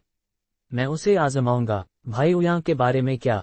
एन चेंग ने पूछा, आप किसे चुनने जा रहे हैं? मैं जादूगरनी को भी चुनूंगा। ओयांग चेंग हंसा, मैं बिजली के मंत्रों का अभ्यास करूंगा और आप अभ्यास कर सकते हैं निग्नि मंत्र। मुझे यकीन है कि केवल बेवकूफ ही इन योद्धा जैसे पात्रों के साथ खेलना पसंद करेंगे। निम्न स्तर के योद्धा शायद उन्हें चुनेंगे। उनमें से 3 लोग जल्दी से खेल में प्रवेश करने से पहले हंसे। यदि आपको कोई त्रुटि, टूटी हुई लिंक, गैर मानक सामग्री आदि मिलती है तो कृपया हमें बताएं ताकि हम इसे जल्द से जल्द ठीक कर सकें। Black tech internet cafe system अध्याय 38 बाहर गर्मी है। स्प्राइट पांडा उपन्यास के साथ खेल बेहतर है। खेल को लोड होने में थोड़ा समय लगा, इसलिए जब स्क्रीन पर कृपया प्रतीक्षा करें प्रदर्शित हुआ तो तीनों ने अपनी बोरियत से निपटने के लिए इंटरनेट कैफे के चारों ओर देखा। देखो मालिक ने क्या चुना है। उन्हें आश्चर्य हुआ कि फोन क्यू भी डायब्लो खेल रहा था। उसने पालदीन को चुना जो तलवार और ढाल पकड़े हुए था। ये तो किसी स्पेशल फोर्स का आदमी लग रहा है। तीनों हंस पड़े। मुझे यकीन नहीं हो रहा कि कोई इसे चुनेगा। आखिरकार आम आदमी तो आम ही होता है। फोन क्यू का चेहरा मरोड़ उठा। आप मेरे चरित्र के चयन पर क्यों हंस रहे हैं और टिप्पणी कर रहे हैं? जू जिक्सन को लगा कि वह आज खेल में पास हो जाएगी, इसलिए वह विशेष रूप से जल्दी आ गई। सुबह 7:50 बजे दुकान के बाहर पहुंच गई। ये पहले से ही खुला है। आश्चर्यचकित होकर जू जिक्सन ने अंदर देखा। दुकान पूरी तरह से बदल गई थी। क्या मैं गलत जगह आ गई? उसने अंदर देखा और तुरंत फोन क्यू को देखा जो स्प्राइट की अपनी बोतल से घूंट भर रहा था। मैंने नहीं देखा। उलझन में जू जिक्सन दरवाजे से अंदर आए और ब्लैकबोर्ड पर लिखी नई चीजें देखी। नए गेम और ड्रिंक्स थे। उसे नए गेम में कोई दिलचस्पी नहीं थी क्योंकि उसने आज रेजिडेंट ईविल 1 पास करने की ठान ली थी। हालांकि उसे इस पे में रुचि थी। उसने छोटे ब्लैकबोर्ड की ओर इशारा किया। सर, स्प्राइट क्या है? क्या मैं एक बोतल ट्राई कर सकता हूँ? फैंकी ने सिर हिलाया और उसे एक बोतल दे दी। हालांकि बोतल को छूने पर जू जिक्सन ने सहजता से अपना हाथ वापस ले लिया और पूछा, ये ठंडा है? ये बस थोड़ा ठंडा है, यह आपको जमा नहीं देगा। फोन क्यू हंसा। तो फिर मैं कोशिश करूंगा। जू जिक्सन को अब पहले से कहीं ज्यादा फांग क्यूई पर भरोसा था। इसके अलावा वह एक ऐसी लड़की थी जिसे नई चीजों को आजमाना पसंद था, इसलिए उसने फिलहाल खेलना छोड़ दिया और फैंकी को पे का स्वाद चखाने का फैसला किया। एक ठंडा पे। एन चेंग और अन्य लोगों ने एक दूसरे की ओर देखा। आजकल बहुत गर्मी थी, इसलिए बर्फीले पे के लिए ये सही समय था। कितना मजेदार है। आपकी दुकान भी दूसरे रेस्टोरेंट की तरह ड्रिंक्स बेचती है। आपको ये मामले विशेषज्ञों पर छोड़ देने चाहिए। एन चेंग हंसा। अपनी आलोचना सुनकर फोन क्यू ने अप्रसन्नता से कंधे उचका दिए। यदि आप इसे खरीदना नहीं चाहते तो मत खरीदिए। क्या उसने तुम्हें गुस्सा दिलाया? काले कपड़े पहने युवक को फोन क्यूई का रवैया बहुत पसंद था। ये सिर्फ खेल खेलने की दुकान है, ये पवन और चंद्रमा मंडप नहीं है। ये खेल महंगा है, लेकिन ये ठीक है क्योंकि ये दिलचस्प है। हालांकि पे इस दुकान की विशेषता नहीं है। यह इतना महंगा क्यों है? क्या ये पे योद्धा क्यूई बढ़ाने में मदद करता है? कितना? फैंग क्यू ने अपना सिर हिलाया। नहीं, चांदी के हेयरपीस वाले युवक ने मजाक उड़ाया, क्या आपका पे बुद्धि बढ़ा सकता है या बीमारियों को ठीक कर सकता है? फैंग क्यू ने अपना सिर हिलाया। नहीं, उसी युवक ने मेज पर जोर से पटक दिया, उसका चेहरा काला पड़ गया। क्या हिम्मत है, तुम्हारा पे कुछ नहीं कर सकता? घोड़े की पेशाब की एक बोतल इतने सारे क्रिस्टल के बराबर कैसे हो सकती है? फैंग क्यू ने अपना सिर हिलाया और भावशून्य होकर उत्तर दिया, मेरे पे का स्वाद ज्यादा अच्छा है। ये कितना अच्छा हो सकता है? क्या ये विंड एंड मून पवेलियन की युलू वाइन से बेहतर है? बूचे ने तिरस्कार से पूछा। एनचेंग ने अपनी कमर से जेड जैसा वाइन का कलश निकाला और पूछा, बिल्कुल, क्या इसकी तुलना मेरी युलू वाइन से की जा सकती है? अरे, नीले रंग के मोटे ओयांग चेंग ने अपने सूखे होंठ चाटे। भाईजान, क्या आपके पास अभी भी युलू वाइन है? ये विंड एंड मून पवेलियन की एक खास वाइन है। भाईजान, क्या मैं भी एक घूंट ले सकता हूँ? बूचे ने पूछा। बिल्कुल। छोटे चांदी के हेयरपीस वाले युवक ने फॉन्ग क्यू की दिशा में देखा। हाँ, ये दुकान दिलचस्प है, लेकिन एक ड्रिंक के लिए 3 क्रिस्टल। ये सुनकर वह क्रोधित हो गया और उसने फैंग क्यूई को ऐसे देखा जैसे फैंग क्यूई ने कभी कुछ अच्छा देखा ही न हो। क्या आप इस वाइन को आजमाना चाहेंगे? फिर आप इसकी तुलना अपनी ड्रिंक से कर सकते हैं और देख सकते हैं कि क्या आप अपनी वाइन को 3 क्रिस्टल प्रति बोतल के हिसाब से बेचने की हिम्मत रखते हैं। इस दौरान जू जिक्सिन ने स्ट्रॉ से स्प्राइट का एक घूंट लिया था। जैसे ही ड्रिंक उसके मुंह में गई, उसके चेहरे का भाव एकदम बदल गया। कैसा है? मैंने तो कहा था, एनचेंग ने व्यंग्य किया, तुम जू परिवार से हो न? जू परिवार बहादुर योद्धाओं से भरा है जो हमारी सीमाओं की रक्षा करते हैं। आप एक प्रसिद्ध परिवार से हैं, क्या आपको नहीं लगता कि इस तरह की चीज पीना शर्मनाक है? नहीं, जू जिक्सिन की सुंदर आंखें सिकुड़ गईं, उसने पहले कभी इतना अच्छा कुछ नहीं पिया था। मीठा एहसास उसके गले से नीचे उतर गया और उसकी जीभ पर अनगिनत बुलबुले नाचने लगे, मानो हजारों स्वाद कलिकाएं एक साथ खुल गई हों और एहसास को और बढ़ा दिया हो। वह साफ साफ स्वाद ले पा रही थी कि कैसे यह पेय उससे कहीं अलग था जो उसने पहले पिया था। पहली घूंट के बाद उसे ऐसा लगा जैसे उसने गर्मी के दिन में ठंडे पानी से स्नान किया हो। उसके पूरे शरीर में, यहाँ तक कि उसके रोमछिद्रों में भी ठंडक का एहसास हुआ। यह अद्भुत है। जू जिक्सिन का चेहरा खुशी से चमक उठा और उसने कहा, अद्भुत। लड़के भ्रमित हो गए और मेज पर थपथपाने लगे। तुम एक प्रतिष्ठित लड़की हो, तुम मालिक को हमें धोखा देने में क्यों मदद कर रही हो? एनचेंग ने व्यंग्य किया, मुझे धोखा देने की हिम्मत मत करो, वरना तुम्हारा पूरा परिवार इसके परिणाम भुगतेगा। मालिक तुम्हें क्यों धोखा देगा? सॉन्ग किंग फेंग और अन्य लोग दुकान में चले गए। मालिक हर दिन सैकड़ों क्रिस्टल बनाता है, वह आपसे 3 क्रिस्टल निकालने में क्यों दिलचस्पी रखेगा? ओह, उन तीनों लोगों के पास तुरंत शब्द नहीं थे। सोंग किंग फेंग ने कुछ क्रिस्टल निकाले और उन्हें मेज पर रख दिया। इस दुकान में ऐसा कुछ नया होना दुर्लभ है, हमें एक एक बोतल दे दो। जरूर। फैंग क्यूई ने तुरंत सोंग किंग फेंग, लिनशाओ और जू लुओ को स्प्राइट की एक बोतल सौंपी। लिनशाओ ने बोतल अपने हाथ में पकड़ ली। अरे, ये कांच का बना है, कितना दिलचस्प है। फिर उन तीनों ने एक एक घूंट लिया। लगभग तुरंत ही एक ताज़ा एहसास उनके गले में प्रवेश कर गया और उनके अंगों तक फैल गया।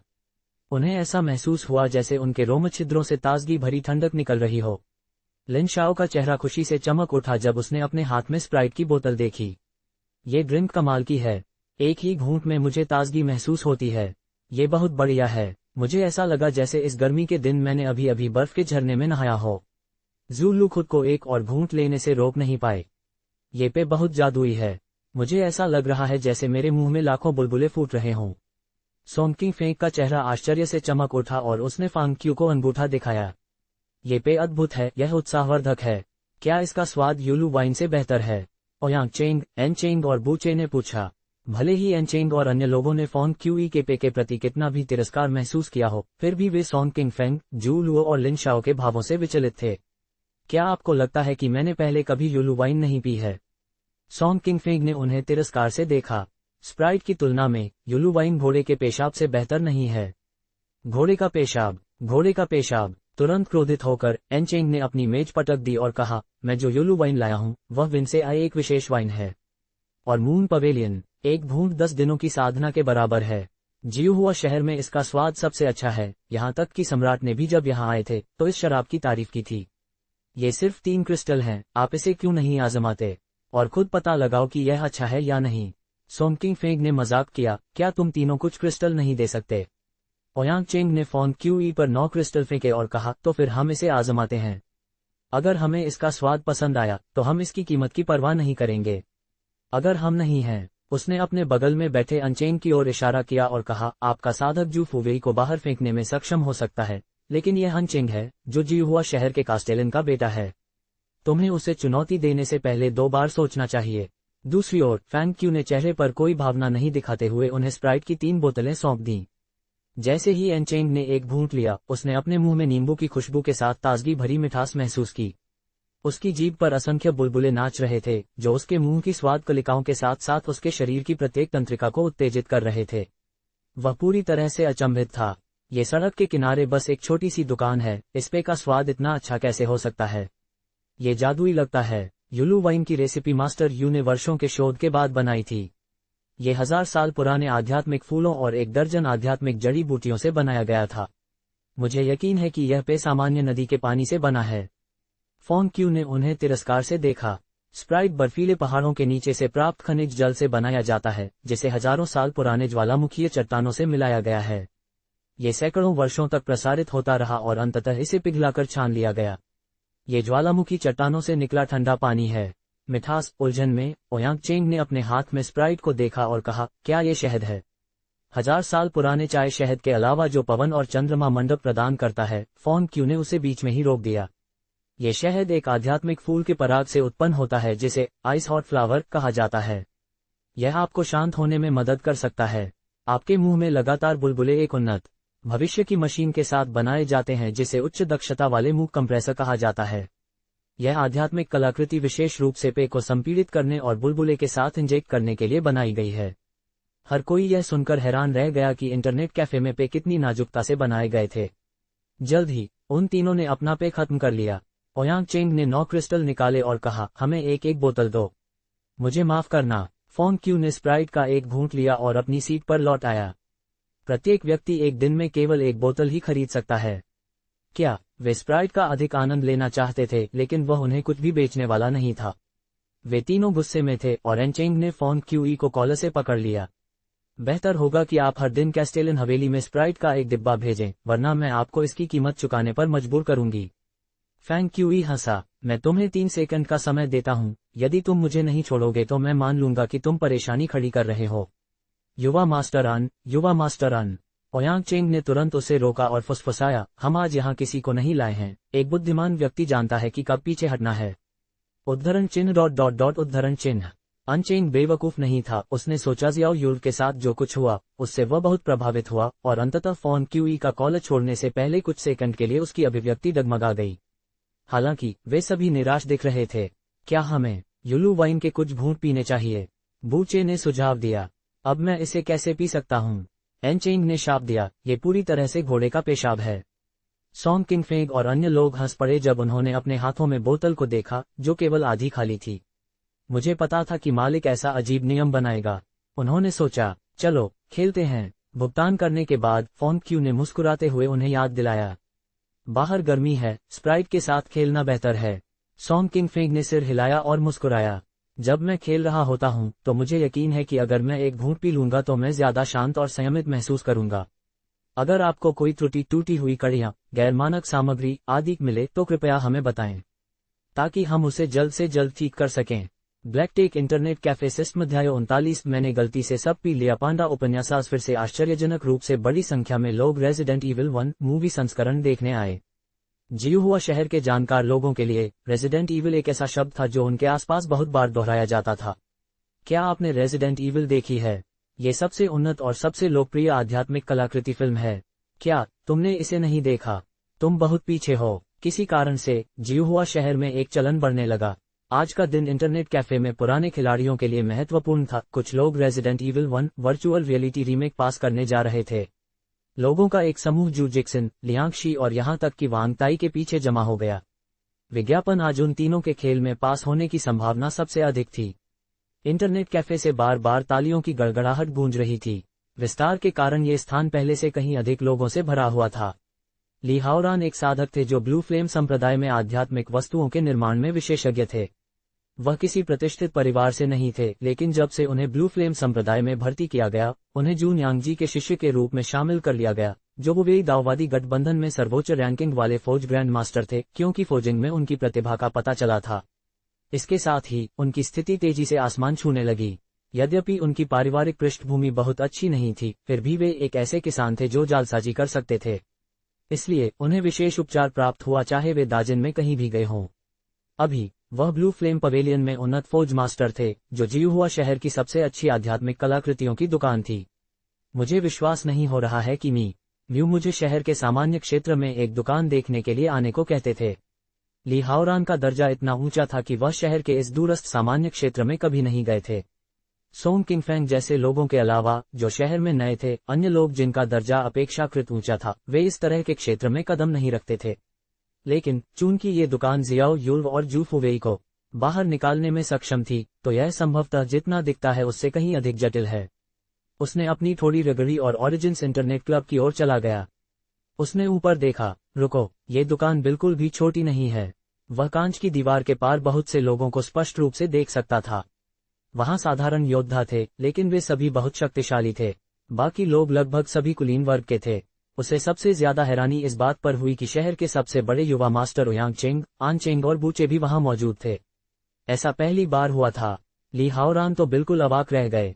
अंदर जाने के बाद वह उन तीनों के पास जाने ही वाला था कि उसने उन्हें चिल्लाते सुना, भाइयों, मेरी मदद करो, वरना मैं मर जाऊंगा। अपने इन्फर्नो का इस्तेमाल करो।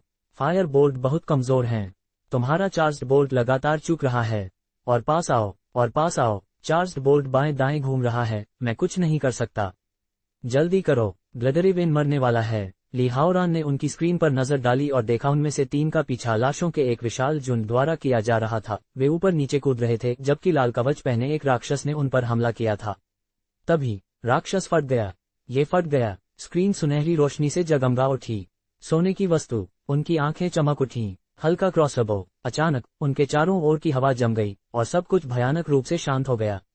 उन्होंने एक दूसरे को देखा। उन तीनों में से 2 जादूगरनी थीं और एक देरयुद्ध था। थोड़ी देर बाद आखिरकार किसी ने अपना मुंह खोला और पूछा, क्या कोई ये वस्तु चाहता है? उद्धरण चिन्ह ... मैं अपनी खोज में हाथ बटाने जा रहा हूँ। ओयांग चेंग ने तुरंत एक पोर्टल खोला और भाग गया। मुझे लगता है कि मेरी चीजें टूट गई हैं, एन चेंग ने अजीब तरीके से कहा। मुझे वापस जाकर इसे ठीक करने दीजिए। बुचे, पहले इनामों को अलग रखो और उन्हें पहचानो, शायद हम उन्हें बहुत सारे पैसों में बेच सकें। बूचे अवाक रह गया। उलझन में ली हाओरान ने उनकी सीटों पर थपथपाया और पूछा, तुम तीनों क्या कर रहे हो? भाई ली। उसकी आवाज सुनकर वे तीनों मुड़े और ली हाओरान को देखा। उनकी आंखें चमक उठीं। तुम यहाँ क्यों हो? ली हाओरान ने उसकी ठुड्डी को छुआ। मैंने सुना था कि यह जगह दिलचस्प है, इसलिए मैं इसे देखने आया हूँ। यह उससे कहीं अधिक है। एन चेंग ने तुरंत ली हाओरान को नीचे खींच लिया। चलो चलें, राक्षसों को कौशल सिखाएं और वस्तुएं इकट्ठा करें। वस्तुएं प्राप्त करें। ली हाओरान ने दुखी होकर पूछा, क्या ये वस्तुएं ब्लू फ्लेम पवेलियन की वस्तुओं से बेहतर हैं? एक उत्कृष्ट फौज मास्टर के रूप में, जिनके यद्यपि मास्टर वुवेई दाओवादी गठबंधन में सबसे प्रसिद्ध फौज ग्रैंड मास्टर थे, लेकिन वे दूसरों की आध्यात्मिक कलाकृतियों का उपयोग करने से घृणा करते थे। ये सिर्फ एक आध्यात्मिक कलाकृति है। इससे पहले कि वह बोलना समाप्त करता, दूसरों ने उसे खेल में प्रवेश करने और एक वर्ग चुनने में मदद की। तब वह अचंभित रह गया। यह एक आध्यात्मिक कलाकृति है। एन चेंग और अन्य लोगों ने जल्दी से उसे कुछ नीली वस्तुएं दीं। ये चीजें कैसे बनती हैं? उसने हैरानी से अपने हाथों में पड़े सामान को देखा। शॉर्ट स्टाफ, 2 हाथ की क्षति, 1-5 स्थायित्व, 2 zeros जोड़ 2 आइस बोल्ट केवल जादूगरनी जोड़ 2 चार्ज बोल्ट केवल जादूगरनी जोड़ 50% मरे हुए को क्षति। जैसे ही उसने शॉर्ट स्टाफ पर हाथ रखा, उसे लगा कि वह 2 अनोखे आध्यात्मिक मंत्रों का उपयोग कर सकता था, हालांकि वह नहीं जानता था कि वे विशेष रूप से क्या थे। उसे स्वयं उपचार करने वाले चमड़े के दस्ताने भी मिले। आत्मचिकित्सा। ये विशेष विशेषताएं केवल अति शक्तिशाली आध्यात्मिक कलाकृतियों में ही देखी जा सकती थीं, लेकिन उन तीनों ने उसे यूं ही दे दिया। आखिर ये आध्यात्मिक कलाकृतियां कैसे बनी? हाओरन ने अपने हाथों में वस्तुओं को देखा। उसे लगा जैसे ये वस्तुएं किसी अनोखी फोजिंग तकनीक द्वारा बनाई गई थीं, जिसके बारे में वह पहले से नहीं जानता था। सिस्टम ने इन वस्तुओं को बनाने के लिए रून तकनीक का उपयोग किया था, इसलिए उसके लिए इनसे भ्रमित होना स्वाभाविक था। हालांकि ली हाओरान थोड़ा उलझन में था। उसे लग रहा था कि उसके हाथों में जो चीजें थीं, वे बेहद शक्तिशाली थीं। उसके अलावा सोंग किंगफेंग और अन्य खिलाड़ी जिन्होंने अभी अभी डियाब्लो 2 खेलना शुरू किया था, उन्हें भी ऐसा ही लगा। रास्ता। राक्षसों को मारने के बाद आइटम दिखाई देते हैं। कौशल पेड़ में अंक डालकर कौशल सीखा जा सकता है। आइटम उन्हें शक्तिशाली विशेषताएं दे सकते हैं। आश्चर्य हर कोने के आसपास थे और सभी खिलाड़ियों के इस दुनिया के जादू को महसूस करते ही मेरी आंखें चमक उठीं। इंटरनेट कैफे के एक कोने में लैन्यान ने लापरवाही से स्प्राइट का एक घूंट लिया और उसका चेहरा संतुष्टि से भर गया। ये बहुत स्वादिष्ट है, सुश्री नालन। इस दुनिया में इतना स्वादिष्ट कुछ कैसे हो सकता है? नालन मिंगक्स्यू ने चेहरे पर कोई भाव न लाते हुए स्प्राइट का एक बड़ा घूंट लिया। मैंने पिछले कुछ दिनों में हर संभव कोशिश की, लेकिन मुझे अभी भी नहीं पता कि इस दुकान के पीछे कौन है। इससे पहले कि हमें पता चले, हमें इन चीजों को नहीं पीना चाहिए, क्योंकि हो सकता है कि ये हमारे लिए खतरा बन जाएं। लेकिन यह वास्तव में अच्छा है। लैन यान ने अपनी आंखें मूंद ली क्योंकि वह खुशी से अपने स्ट्रॉ पर चुस्कियां ले रही थी। वैसे भी हमें सावधान रहना होगा। अचानक नलन मिंगक्स्यू को ऐसा महसूस हुआ जैसे वह हवा में चूस रही हो। तभी उसने अपनी बोतल की ओर देखा और एक पल के लिए ठिठक गई। ओह, मैंने ये सब खत्म कर दिया। यदि आपको कोई त्रुटि मिलती है, टूटी हुई लिंक, गैर मानक सामग्री आदि, तो कृपया हमें बताएं ताकि हम इसे जल्द से जल्द ठीक कर सकें। ब्लैकटेक इंटरनेट कैफे सिस्टम अध्याय 40 इंटरनेट कैफे में सुरक्षित और शांतिपूर्वक खेलिम पांडा उपन्यासदा। जिन देश के भीतर विभिन्न शक्तियां जटिल और जटिल थीं। शक्तिशाली योद्धाओं और साधकों से भरे क्षेत्र में एक देश की स्थापना करने के लिए संस्थापक सम्राट वू ने विभिन्न शक्तियों से वादे करते हुए अनगिनत योद्धाओं और साधकों को वश में किया। देश की स्थापना के बाद इन योद्धाओं, साधकों और सेनाओं को पुरस्कृत किया गया, जो बाद में प्रतिष्ठित परिवार बन गए। इसके अलावा संस्थापक सम्राट वू स्वयं एक धनी परिवार में पैदा हुए थे। लंबे समय के विकास के बाद उन्होंने सफलतापूर्वक देश में एक पदानुक्रम बनाया। बाहरी लोगों को दाजिन शांतिपूर्ण लगता था, लेकिन सच्चाई ये थी कि वहां हर जगह षड्यंत्र और साजिशें चल रही थीं। विज्ञापन रात हो गई। अपनी दैनिक खेल समय सीमा पूरी होने के बाद नालन मिंगक्स्यू ने रात भर फॉन क्यू को डियाब्लो खेलते हुए देखा। जिज्ञासावश उसने आज आधे घंटे तक इस खेल को आजमाया। डायब्लो 2 के आभासी वास्तविकता संस्करण का मानचित्र बहुत बड़ा था। दुष्ट शिविर में शराबखाने और नागरिक आवास थे, जिससे सब कुछ अत्यंत वास्तविक और जीवंत प्रतीत होता था। खेल इतना यथार्थवादी था कि ये और अधिक रोचक बन गया। रोल प्लेइंग गेम्स ने नालन मिंगक्स्यू को अपनी इच्छानुसार कोई भी भूमिका निभाने और अपने चरित्र के साथ एक हो जाने की अनुमति दी। खेल में वह सहज महसूस करती थी, यहाँ तक कि आम लोगों से बात करते समय भी। वास्तविक जीवन में वह शायद ही कभी निम्न स्तर के लोगों पर नजर डालती थी। केवल ऐसे समय में ही वह अपने कंधों पर पड़े दबाव को पूरी तरह से कम कर पाती थी। खेल में वह एक पूरी तरह से अलग जीवन जीती थी। पद के बोझ के बिना वह अपनी इच्छानुसार बातचीत कर सकती थी। वह स्तर बढ़ाने और सभी प्रकार की वस्तुएं प्राप्त करने से भी खुश हो सकती है। उसे वास्तविक जीवन की तरह गणना और हेरफेर करने की आवश्यकता नहीं थी। वह चाहती तो अपनी नाखुशी जाहिर कर सकती थी और चाहती तो हंस भी सकती थी। उसे इस बात की चिंता नहीं थी कि लोग उसे जानने की कोशिश करेंगे। लेकिन अब वह अचानक उलझन में पड़ गई। ये गेम रेजिडेंट एविल से भी अधिक दिलचस्प लगता है। तो क्या मुझे यहाँ खेल खेलना जारी रखना चाहिए? मैंने अपनी सतर्कता कम कर दी। अंततः वह होश में आई और अपनी कुर्सी से खड़ी हो गई। उसने अपने पूरे जीवन में ऐसा कभी महसूस नहीं किया था। फिर उसने मुड़कर इंटरनेट कैफे में चारों ओर देखा। उसने महसूस किया कि अधिकांश लोग पहले ही जा चुके थे। आधी रात का समय था। बहुत देर हो गई है। तभी फॉन क्यू अपनी सीट से उठ खड़ा हुआ और लापरवाही से अपने शरीर को तानने लगा। उसने आश्चर्य भरी आंखों से नालन मिंगक्स्यू और लैन यान की ओर देखा। तुम अभी भी यहाँ हो? हम जाने वाले हैं। नालन मिंगक्स्यू की अभिव्यक्ति अपनी मूल बर्फीली ठंडक पर वापस आ गई। जैसे ही उसने दरवाजा खोला, उसने अपने चेहरे पर पानी की बूंदें महसूस की। उसने काले आसमान की ओर देखा और उसका सफेद वस्त्र हवा में पागलों की तरह लहरा रहा था, जो खुले दरवाजे से इंटरनेट कैफे में घुस रही थी। वह बाहर आए और अपना हाथ बढ़ाया। तेज हवा चलने के कारण बर्फ की तरह ठंडे पानी की एक बूंद उसकी हथेली पर आ गिरी। क्या बारिश हो रही है? गर्मियों में बारिश से पहले बहुत उमस होती थी। बादल प्रेशर कुकर के ढक्कन की तरह थे, जिससे हवा नम हो गई और लोगों को बहुत परेशानी हुई। नालन मिंगक्स्यू और लैन यान के बाद आखिरी कुछ ग्राहक भी चले गए। फॉन क्यू दरवाजे तक गया और उन्हें बंद कर दिया। अचानक उसने अपने इंटरनेट कैफे के बाहर कुछ अजीब चीज देखी, जिससे उसकी भौहें तन गईं। आसमान से गिरती बारिश की बूंदों के कारण रात किसी स्याही से बनी पेंटिंग की तरह लग रही थी। फॉन क्यू की दुकान के अंदर की रोशनी के अलावा बाकी सब जगह घना अंधेरा था। आधी रात हो चुकी थी। सड़क पर बाकी सभी दुकानें बंद हो चुकी थीं। सड़कें भी अंधेरी थीं। लैन यान ने उसके और नालन मिंगक्स्यू के लिए एक छाता पकड़ा और वे सीधे एक अंधेरी गली की गहराई में चले गए। इस समय नालन मिंगक्स्यू के कदम रुक गए। एमिस, नलन, तुम सुस्त हो गए हो। उनके बगल वाली इमारत की छत से एक हल्की आह की आवाज आई। यह आवाज इतनी अचानक थी कि उन दोनों ने अंततः अपने आसपास की इमारतों की छतों पर काली परछाइयों की कतारें देखीं। सुश्री नालान, लैन यान की अभिव्यक्ति गहरी हो गई। वह जानती थी कि वे उन दोनों के लिए यहाँ थे। क्या मेरे उस बड़े भाई ने तुम सबको भेजा है? नालान मिंगक्स्यू शांत थी। हाँ, मैं सचमुच ढीला पड़ गया था। मैंने ये भी नहीं देखा कि लोग मेरा पीछा कर रहे थे। समूह के बीच में खड़ा व्यक्ति अपना दाहिना हाथ बढ़ाकर हवा में लहराते हुए उपहास कर रहा था। उनमें से किसी को भी जीवित मत छोड़ो। फिर 8 आकृतियां नीचे कूद गईं और काले चील की तरह दोनों लड़कियों की ओर दौड़ पड़ीं। जानलेवा आत्माओं से भरी ब्लेड ऊर्जा हर एक आकृति से उत्सर्जित हो रही थी क्योंकि वे गरजती हवा की तरह आगे बढ़ रहे थे। उनकी योद्धा क्यूई उनके शरीर से बाहर निकलने में सक्षम थी। वे सभी ग्रैंड मास्टर योद्धा थे। 8 हत्यारे कम से कम ग्रैंड मास्टर योद्धा थे। उनका निशाना ये युवती थी जो अभी अभी मास्टर योद्धा के दायरे में पहुंची थी। आखिरी हत्यारा छत पर ही रहा और हिला तक नहीं। उनके जैसी टीम वस्तुतः अपराजय थी। चेहरे पर गंभीर भाव लिए नालन मिंगक्स्यू को पीछे हटने के लिए मजबूर होना पड़ा। जल्द ही छिपने के लिए और कोई जगह नहीं थी। ब्लेड ऊर्जा का एक विशाल बोल्ट उसके पीछे उड़ गया जैसे एक शार्क एक रक्षाहीन पेंगुइन पर हमला करती है। नालन मिंगक्स्यू की ताकत के साथ वह ग्रैंडमास्टर योद्धाओं के लिए कोई मुकाबला नहीं था। अचानक उसने अपने चारों ओर एक आध्यात्मिक अवरोध उत्पन्न कर दिया, इससे पहले कि वह हवा में उड़ जाती। धमाका, उसके पीछे का घर प्रभाव से ढह गया। सुश्री नलन, लैन यान चिल्लाया, जैसे ही वह दौड़कर ये देखने वाली थी कि नालन मिंगक्स्यू कितनी बुरी तरह घायल है। उसने अपने कानों के पास एक तेज हवा की गूंज सुनी। स्वॉश, ब्लेड की ऊर्जा की एक लकीर उसके सामने आ गिरी और एक दरार बन गई। काले कपड़े पहने एक आदमी ने धीरे से उसे रोका और व्यंग्यात्मक लहजे में कहा, लड़ाई के दौरान विचलित मत होइए सुश्री लानयान। नालान मिंगक्स्यू, जिसे ब्लेड ऊर्जा ने दूर धकेल दिया था, उसके चारों ओर एक आध्यात्मिक अवरोध चमक रहा था। ये स्पष्ट था कि यह एक सुरक्षात्मक आध्यात्मिक कलाकृति थी जिसे योद्धा क्यूई द्वारा सक्रिय किया जा सकता था। हालांकि ग्रैंडमास्टर वॉरियर्स के लगातार हमलों के कारण बाधा ने जल्द ही अपना प्रभाव खो दिया।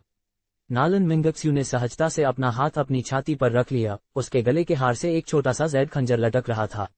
जेड खंजर से खतरनाक ऊर्जा निकलती है। जो आकृति अभी भी छत पर थी वह गायब हो गई। एक क्षण में ही वह उसके सामने पुनः प्रकट हो गया। तभी एक ठंडी रोशनी उसकी ओर बढ़ी। सुश्री नालन, हम जानते हैं कि तुम क्या करने में सक्षम हो। मेरा सुझाव है कि तुम जल्दबाजी में कोई भी कदम उठाने से पहले 2 बार सोचो। ये हमला घातक नहीं था, लेकिन ऐसा लग रहा था कि इसने उसके शरीर के किसी महत्वपूर्ण स्थान को छेद दिया है। उसके शरीर से अराजक योद्धा की फूट पड़ी, जो इधर उधर ढीली दौड़ रही थी। तभी उसके हाथ में पकड़ा हुआ क्रिस्टल क्लियर जेड खंजर अचानक टुकड़ों में टूट गया। नालान मिंगक्स्यू ने मुंह भर खून थूक दिया और उसका चेहरा पहले से भी अधिक पीला पड़ गया। यह आदमी कम से कम एक पुश्तैनी योद्धा तो था। उसके बड़े भाई ने एक पुश्तैनी योद्धा और 8 ग्रैंड मास्टर योद्धाओं को उसकी हत्या करने का आदेश दिया था। नालन मिंगक्स्यू कड़वी मुस्कान के साथ बोली, वह निश्चित रूप से मेरे बारे में बहुत अच्छा सोचता है। अपने सबसे शक्तिशाली तुरुप के पत्ते को गिरते हुए देखकर उसे लगा जैसे उसके शरीर की ताकत धीरे धीरे खत्म हो गई हो। अंततः उसके ठंडे चेहरे पर उदासी और निराशा का भाव दिखाई दिया। वह गर्वीली, बुद्धिमान और अत्यंत प्रतिभाशाली थी। वह नालन परिवार का सबसे चमकदार मोती था, जो पिरामिड के शीर्ष पर खड़े कुछ मोतियों में से एक माना जाता था। लेकिन आज वह चुपचाप यहीं मर जाएगी। कितना दयनीय। उसे लग रहा था कि चीजें उतनी आसान नहीं है जितनी वह सोच रही थी, लेकिन उसके पास इसे समझने की कोई ताकत नहीं बची थी। कुछ गड़बड़ लग रही है। फोन क्यू ने अपने दरवाजे बंद करते समय भ्रम में अपना सिर हिलाया। इसे भूल जाओ, मैं पूरे दिन डियाब्लो 2 खेल रहा हूं और अब आराम करने का समय है। उसने स्ट्रेचिंग की और बस ऊपर जाने ही वाला था कि उसे अपने सिस्टम से एक नोटिफिकेशन मिला। आपको एक आपातकालीन कार्य मिला है। आपातकालीन कार्य। उलझन में फैंग क्यूई सोच रहा था कि आधी रात को किस तरह का आपातकालीन कार्य होगा, इसलिए उसने सहज रूप से अपना सिस्टम इंटरफेस खोल दिया। सिस्टम ने पता लगाया कि एक ग्राहक पर घर जाते समय हमला किया जा रहा है। ये सुनिश्चित करने के लिए कि प्रत्येक ग्राहक मन की शांति के साथ इंटरनेट कैफे में खेल सके, आपको यह विशेष कार्य दिया गया है। नया कार्य, बारिश में अचानक हमला।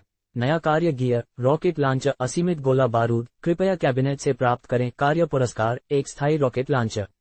कार्य विवरण, ग्राहकों को इंटरनेट कैफे में सुरक्षित और शांतिपूर्ण तरीके से खेलने का मौका मिलना चाहिए। यदि आपको कोई त्रुटि, टूटी हुई लिंक, गैर मानक सामग्री आदि मिलती है तो कृपया हमें बताएं ताकि हम इसे जल्द से जल्द ठीक कर सकें।